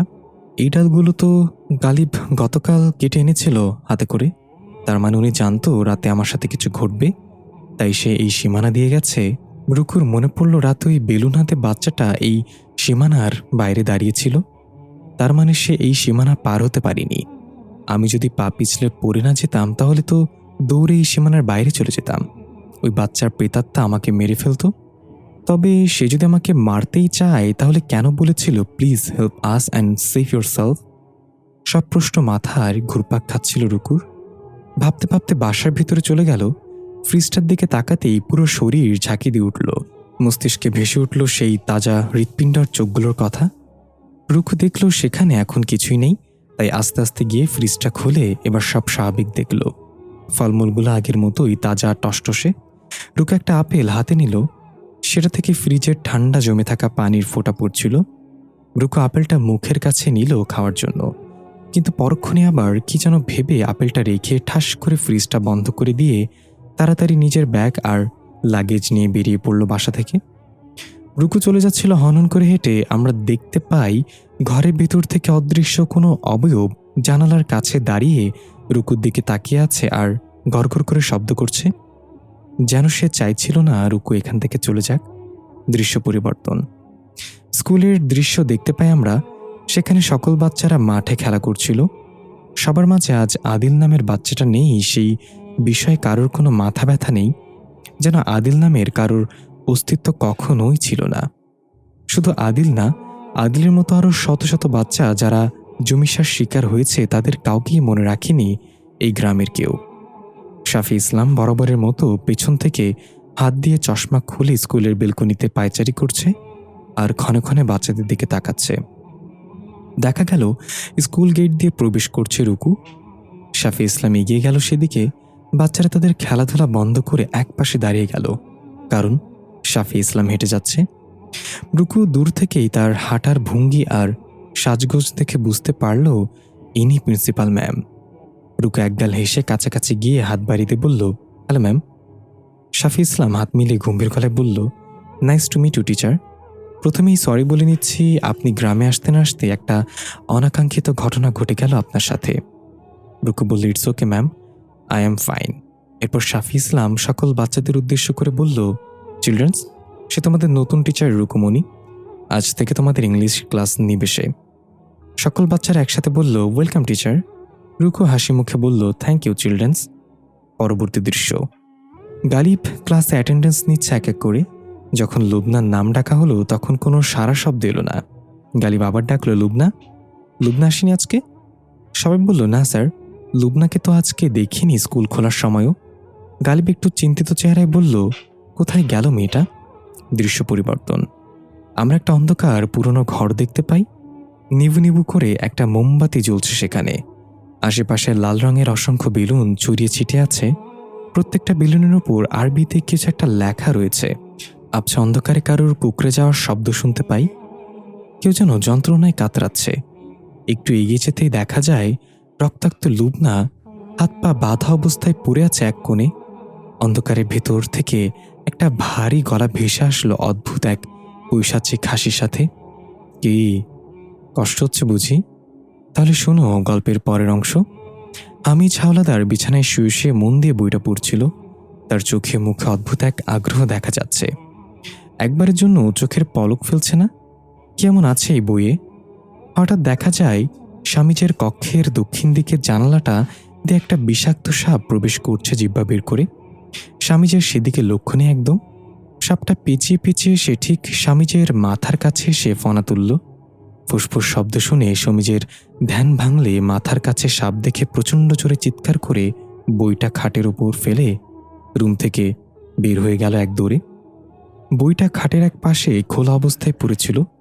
জানালা দিয়ে আসা বাতাসে বইয়ের পাতাগুলো খচখচ শব্দ করে উল্টাচ্ছিল। হঠাৎ এক অদৃশ্য টানে সাপটাকে বইয়ের ভেতরে টেনে নিয়ে যায় এবং ধাপ করে বইটা বন্ধ হয়ে যায়। তখনই দেখা যায় বইয়ের টাইটেল রক্তজাদু। রক্তজাদু থেকে রক্তের চুপচুপ ফোঁটা বের হয়ে আসছে। খানিক বাদেই স্বামীজ তার বাবা সাদিক হাওলাদারকে সাথে নিয়ে আসে। সাদিক হাওলাদারের সাথে একটা লাঠি, যাতে সাপটাকে পিটিয়ে মারতে পারে। কক্ষে এসে স্বামীজ এদিক ওদিক তাকিয়ে কোথাও সাপটাকে দেখতে পায় না। খাটের তলা থেকে শুরু করে আনাচে কানাচে সব জায়গায় খোঁজা হয়, কিন্তু সাপটাকে আর পাওয়া গেল না। সাদিক হাওলাদার ছেলেকে বুঝ দিল চলে গেছে সাপটা, হয়তো ভয় পাওয়ার কিছু নেই। স্বামীজ বিষয়টা মেনে নিল। এরপর স্বামীজ বইটা খাটের উপর থেকে নিয়ে টেবিলের উপর রেখে দিল এবং ঘুমিয়ে পড়ল। পরদিন স্কুলে যাওয়ায় স্বামীজ সেই বইটার কাছ দিয়ে পার হচ্ছিল যেখানে বৃদ্ধের কাছে থেকে বইটা নিয়েছিল। স্বামীজ ভেবেছিল হয়তো বৃদ্ধ এখানেই থাকবে, তাকে তার বইয়ের মূল্য পরিশোধ করা হয়নি সেদিন। কিন্তু বৃদ্ধ তো ছিল না। তবে দূর থেকে দেখতে পেল লাল শাড়ি পরা বধূ বেশে একটা মেয়ে বসে আছে ঘোমটা দিয়ে। স্বামীজ অবাক হলো একটু, কারণ এই গ্রামে তো সম্প্রতি কারোর বিয়ে হয়নি। তাহলে নতুন বউ কোথা থেকে আসলো? স্বামীজ তার দিকে একবার তাকালো, আবার হাতের ঘড়িটার দিকে তাকালো। দেখলো তার সাথে কথা বলতে গেলে স্কুলে দেরি হয়ে যাবে। এই ভেবে স্বামীজ বটগাছের নিচে না গিয়ে স্কুলের রাস্তায় হাঁটা দিল। কিন্তু এবার পেছন থেকে সেই নববধূ নিজেই স্বামীজের নাম ধরে ডাক দিল, স্বামীজ, দাঁড়া একটু। স্বামীজ চমকে গিয়ে পেছনে তাকিয়ে দেখল নববধূ একদম তার পেছনে কাছাকাছি দাঁড়িয়ে আছে। কিন্তু এটা তো সম্ভব না, সে তো দূরে বটগাছের কাছে বসেছিল। এত দূরত্ব আমার পেছনে এলো কিভাবে? স্বামীজের ভাবনার মাঝে নববধূ বলে উঠল, গতকাল আমার বাবা তোমার কাছে একটা বই বিক্রি করেছিল, তুমি সেটার দাম না দিয়ে চলে গিয়েছিলে। স্বামীজের মাথা থেকে অন্য সব চিন্তা মুছে গিয়ে নিজের অজান্তেই নববধূর সাথে স্বাভাবিকভাবে বলল, আরে হ্যাঁ, আসলে আমি বইটা নিয়ে এতটা উৎসাহী ছিলাম যে মূল্য পরিশোধ করতে ভুলে গিয়েছিলাম। পরে আবার পেছনে তাকিয়ে দেখি সেই লোকটা নেই। আচ্ছা, তাহলে সে আপনার বাবা? নববধূ বলল, হ্যাঁ, আমি তার মেয়ে যাই না। এখন আমাকে বইয়ের মূল্যটা দিয়ে দাও। স্বামীজি স্কুল ব্যাগের সাইড পকেট থেকে একটা 20 টাকার নোট বের করে তার দিকে এগিয়ে দিল। নববধূ এখনও ঘুমটার মাঝে তার মুখ লুকিয়ে রেখেছে। হাত বাড়িয়ে টাকাটা নিয়ে বলল, তুমি কি বইটা পড়েছিলে? স্বামীজ বলল, পুরোটা না, প্রথম কয়েক পৃষ্ঠা পড়া হয়েছে। আমার কাছে তো সাধারণ বইয়ের মতোই লাগলো। তাহলে আপনার বাবা গতকাল কেন বলেছিল বইয়ে লেখা কোনো কিছু আমল না করতে? নববধূ বলল, বাবা যেহেতু বলেছে কিছু একটা ভেবেই বলেছে।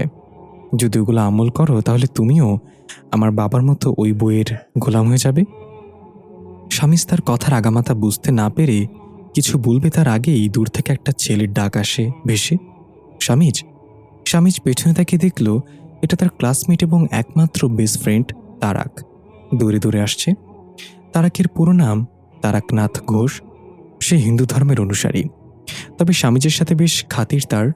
স্বামী যেমন বই এবং পড়ালেখা পাগল হওয়ায় স্কুলে তেমন বন্ধু নেই তার, শুধুমাত্র তারাকের সাথেই তার বন্ধুত্ব। তারাক যে বই পাগল তেমন না, তারাকও অনেক দুষ্ট একটা বাচ্চা। তারাকের বাবা নেই, মা কাজ করে স্বামীজদের বাড়িতে। স্বামীজের সাথে বন্ধুত্বের খাতিরে সাদিক হাওলাদারও তারাককে নিজের ছেলের চোখে দেখে।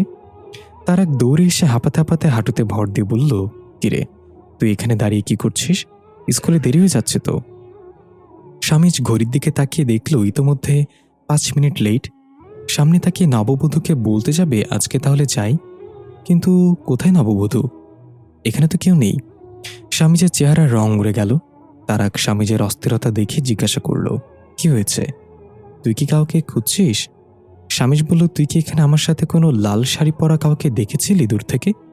তারাক বলল, কই না তো, তুই একাই দাঁড়িয়েছিলি এখানে তো। স্বামীজ চিন্তার ভাঁজ কপালে নিয়ে আশপাশে তাকাতে লাগলো। তারাক বলল, কি রে, কি হয়েছে তোর? স্বামীজ বিষয়টাকে তেমন পাত্তা না দিয়ে বলল, কিছু না, চল তাড়াতাড়ি স্কুলে। এই বলে দুই বন্ধু একসাথে দৌড় দিল স্কুলের দিকে। তারা দুজন স্কুলের গেট দিয়ে দৌড়ে প্রবেশ করল। দেখা গেল স্কুলের গেটের উপরে লেখা হাওলাদার বাড়ি উচ্চ মাধ্যমিক বিদ্যালয়। দৃশ্য বর্তমানে ফিরে এলো। বাচ্চারা আবদার করলো, স্যার তারপর কি হলো গল্পে? গালিব বলল, তার পরের অংশ আবার আগামীকাল বলবো, এখন সবাই বই বের করো। খারুশ প্রিন্সিপাল যদি দেখে আমি পড়া বাদ দিয়ে তোমাদের গল্প শোনাচ্ছি, তাহলে আমার কবিতা শুনিয়ে কঠিন শাস্তি দেবে। গালিব বাচ্চাদের পড়া দেখিয়ে দিয়ে বলল, তোমরা এটা মুখস্থ করো, আমি আসছি। দেখি খোঁজ নিয়ে লুবনা কেন এলো না আজ ক্লাসে, কোনো বিপদ হলো না তো? এই বলে গালিব ক্লাস থেকে বের হয়ে গেল। দেখতে পেল শাফি ইসলাম ওই দিকে আসছে, সাথে আছে রুকে এবং লুবনার বাবা মা। লুবনার বাবা মাকে দেখে বোঝা যাচ্ছে তারা মেয়ে হারানোর চিন্তায় কাতর। গালিব এগিয়ে গেল তাদের দিকে। শাফি ইসলাম দূর থেকে বলল, লুবনা কি ক্লাস আছে জনাব গালিব? গালিব বলল, না ম্যাম, সে আজ আসেনি, এজন্য আমি বের হলাম খোঁজ নেওয়ার জন্য। লুবনার মা কাঁদতে কাঁদতে বলল, কোথায় চলে গেল আমার মেয়েটা? কখনো আমাকে না জানিয়ে কোথাও যায় না। লুবনার বাবা গালিবের হাত ধরে বলল, দয়া করে আমার মেয়েটাকে খুঁজে দিন টিচার। ওর গায়ে একটা মশাও পড়তে দিইনি কখনো। না জানি আমার মেয়েটা কোথায় কি অবস্থায় আছে। রুকু নির্বাক দৃষ্টিতে তাকিয়ে আছে। গ্রামে আসতে না আসতেই এক অদ্ভুত ঘটনা ঘটে গেল। এখন আবার স্কুলে আসতে না আসতে একটা বাচ্চা নিখোঁজ। রুকুর কাছে মনে হচ্ছে সবকিছুর জন্য সে নিজেই দায়ী। শাফি ইসলাম বলল, জনাব গালিব, আপনি গ্রামের প্রতিটা অলিগলি সম্পর্কে অবগত। যেভাবে পারেন, যেখানে পারেন, লুবনাকে নিয়ে আসুন। এমন ঘটনা এই গ্রামে আগে কখনো হয়নি। রুকু বলল, ম্যাম, কিছু মনে করবেন না, আমি কি যেতে পারি গালিব স্যারের সাথে? শাফি ইসলাম বলল, আপনি যাবেন? ঠিক আছে, যান, তবে এই আশেপাশে নজর রাখবেন। এই গ্রামে এমন অনেক কিছু আছে যা আপনার সামনে ঘটলেও আপনি বুঝতে পারবেন না। গালিব বলল, যেমন মুরগি পেছন থেকে ডিম চুরি হয়ে গেলেও মুরগি টের পাবে না। শাফি ইসলাম চোখ বড় বড় করে তাকালে গালিব রুকুকে বলল, চলেন চলেন, আমাদের খোঁজ শুরু করা যাক। এই বলে চলে গেল গালিব আর রুকু। শাফি ইসলাম লুবনার বাবা মাকে আশ্বাস দিয়ে লুবনায় ফিরে আসবে চিন্তা না করতে। লুবনার বাবা মা আশ্বাস পেয়ে চলে গেল। শাফি ইসলাম পেছন থেকে হাত দিয়ে বেলকুনিতে এসে দাঁড়িয়ে দূরে গালিব আর রুকুর হেঁটে যাওয়ার দিকে তাকিয়ে পৈশাচিকে এক হাসি দিল। তারপর চোখের চশমাটা খুলে শাড়ির আঁচল দিয়ে চশমার কাজ পরিষ্কার করতে করতে বলল, এই গ্রামের গহীনে হারিয়ে যাওয়া মানুষ আর কখনো ফিরে আসে না। দৃশ্য পরিবর্তন। দেখা যায় গালিব আর রুকু কাঁচা রাস্তা ধরে হাঁটছে।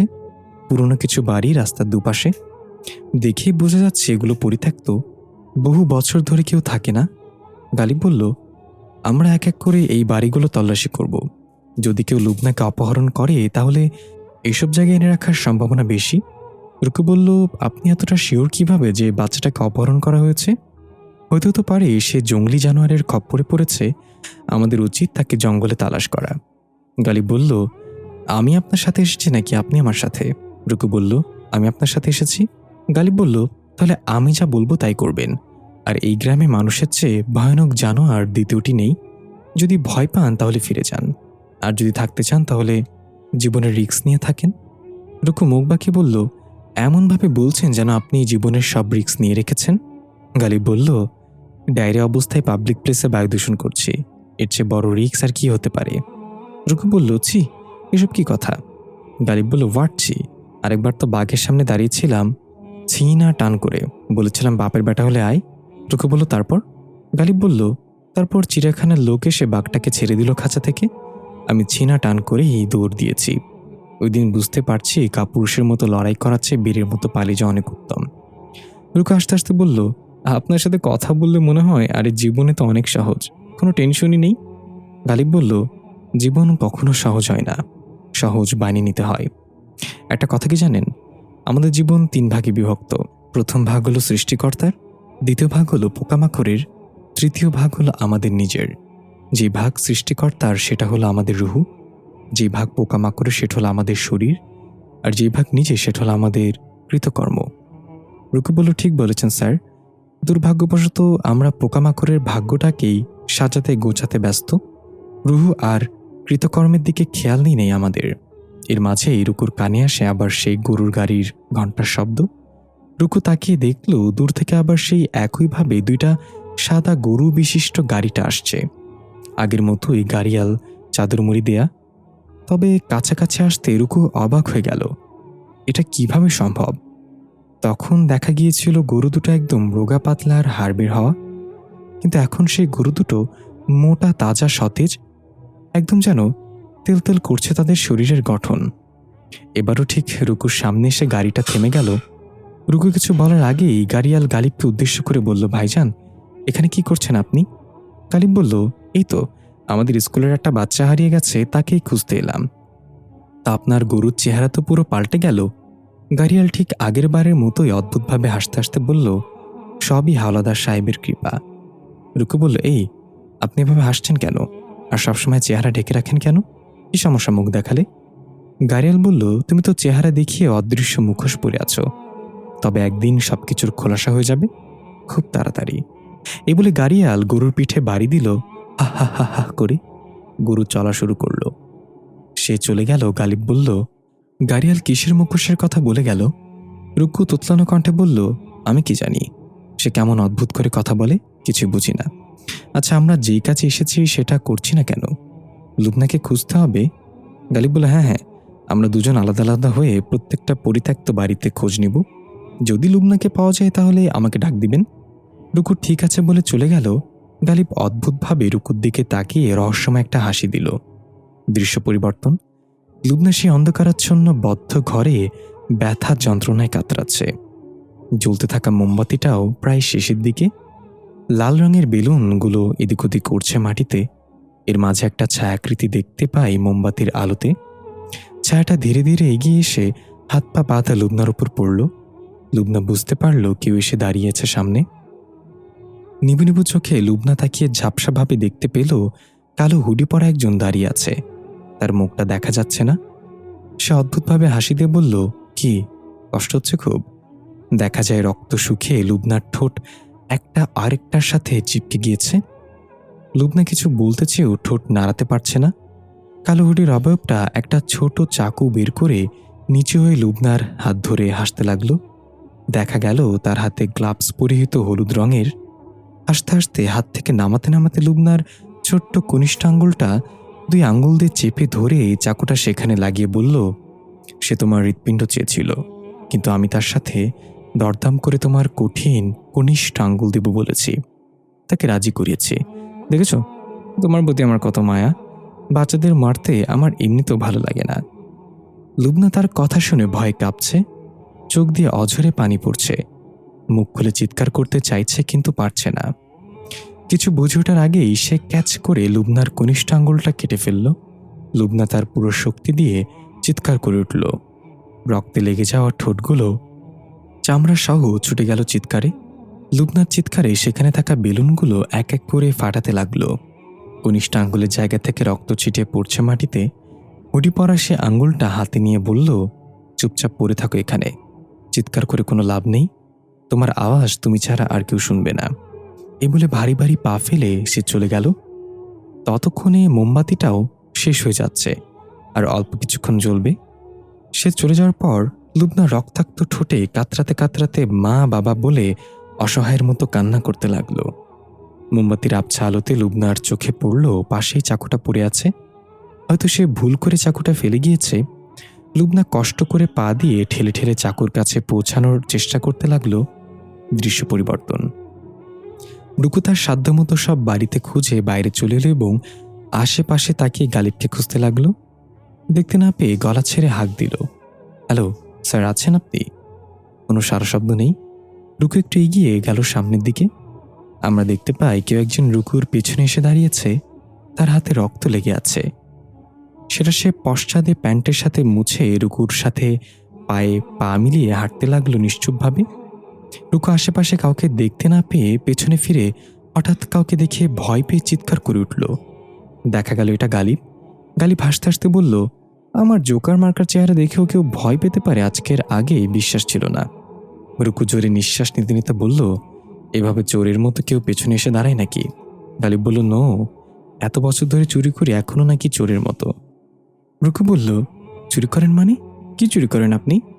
গালিব রহস্যময় ভাই বলল, মানুষ। দৃশ্য পরিবর্তন। রাতের দৃশ্যে দেখতে পাই পুরো গ্রাম অনুষ্ঠানের আমেজে মেতে উঠেছে। একজন এক এক সাজ করে এসেছে। ভিন্ন ভিন্ন ভয়ানক শয়তানের মুখোশ পরে অনেকে নাচ গান করছে। হরেক রকম খাবারের ব্যবস্থা করে রাখা হয়েছে। নারী পুরুষ সবাই একসাথে বিভিন্ন ধরনের অদ্ভুত খেলায় মেতে উঠেছে। আদিলের মৃতদেহটা ক্রসের সাথে ঝুলে রাখা হয়েছে। তার সামনে বিভিন্ন পাত্র রাখা।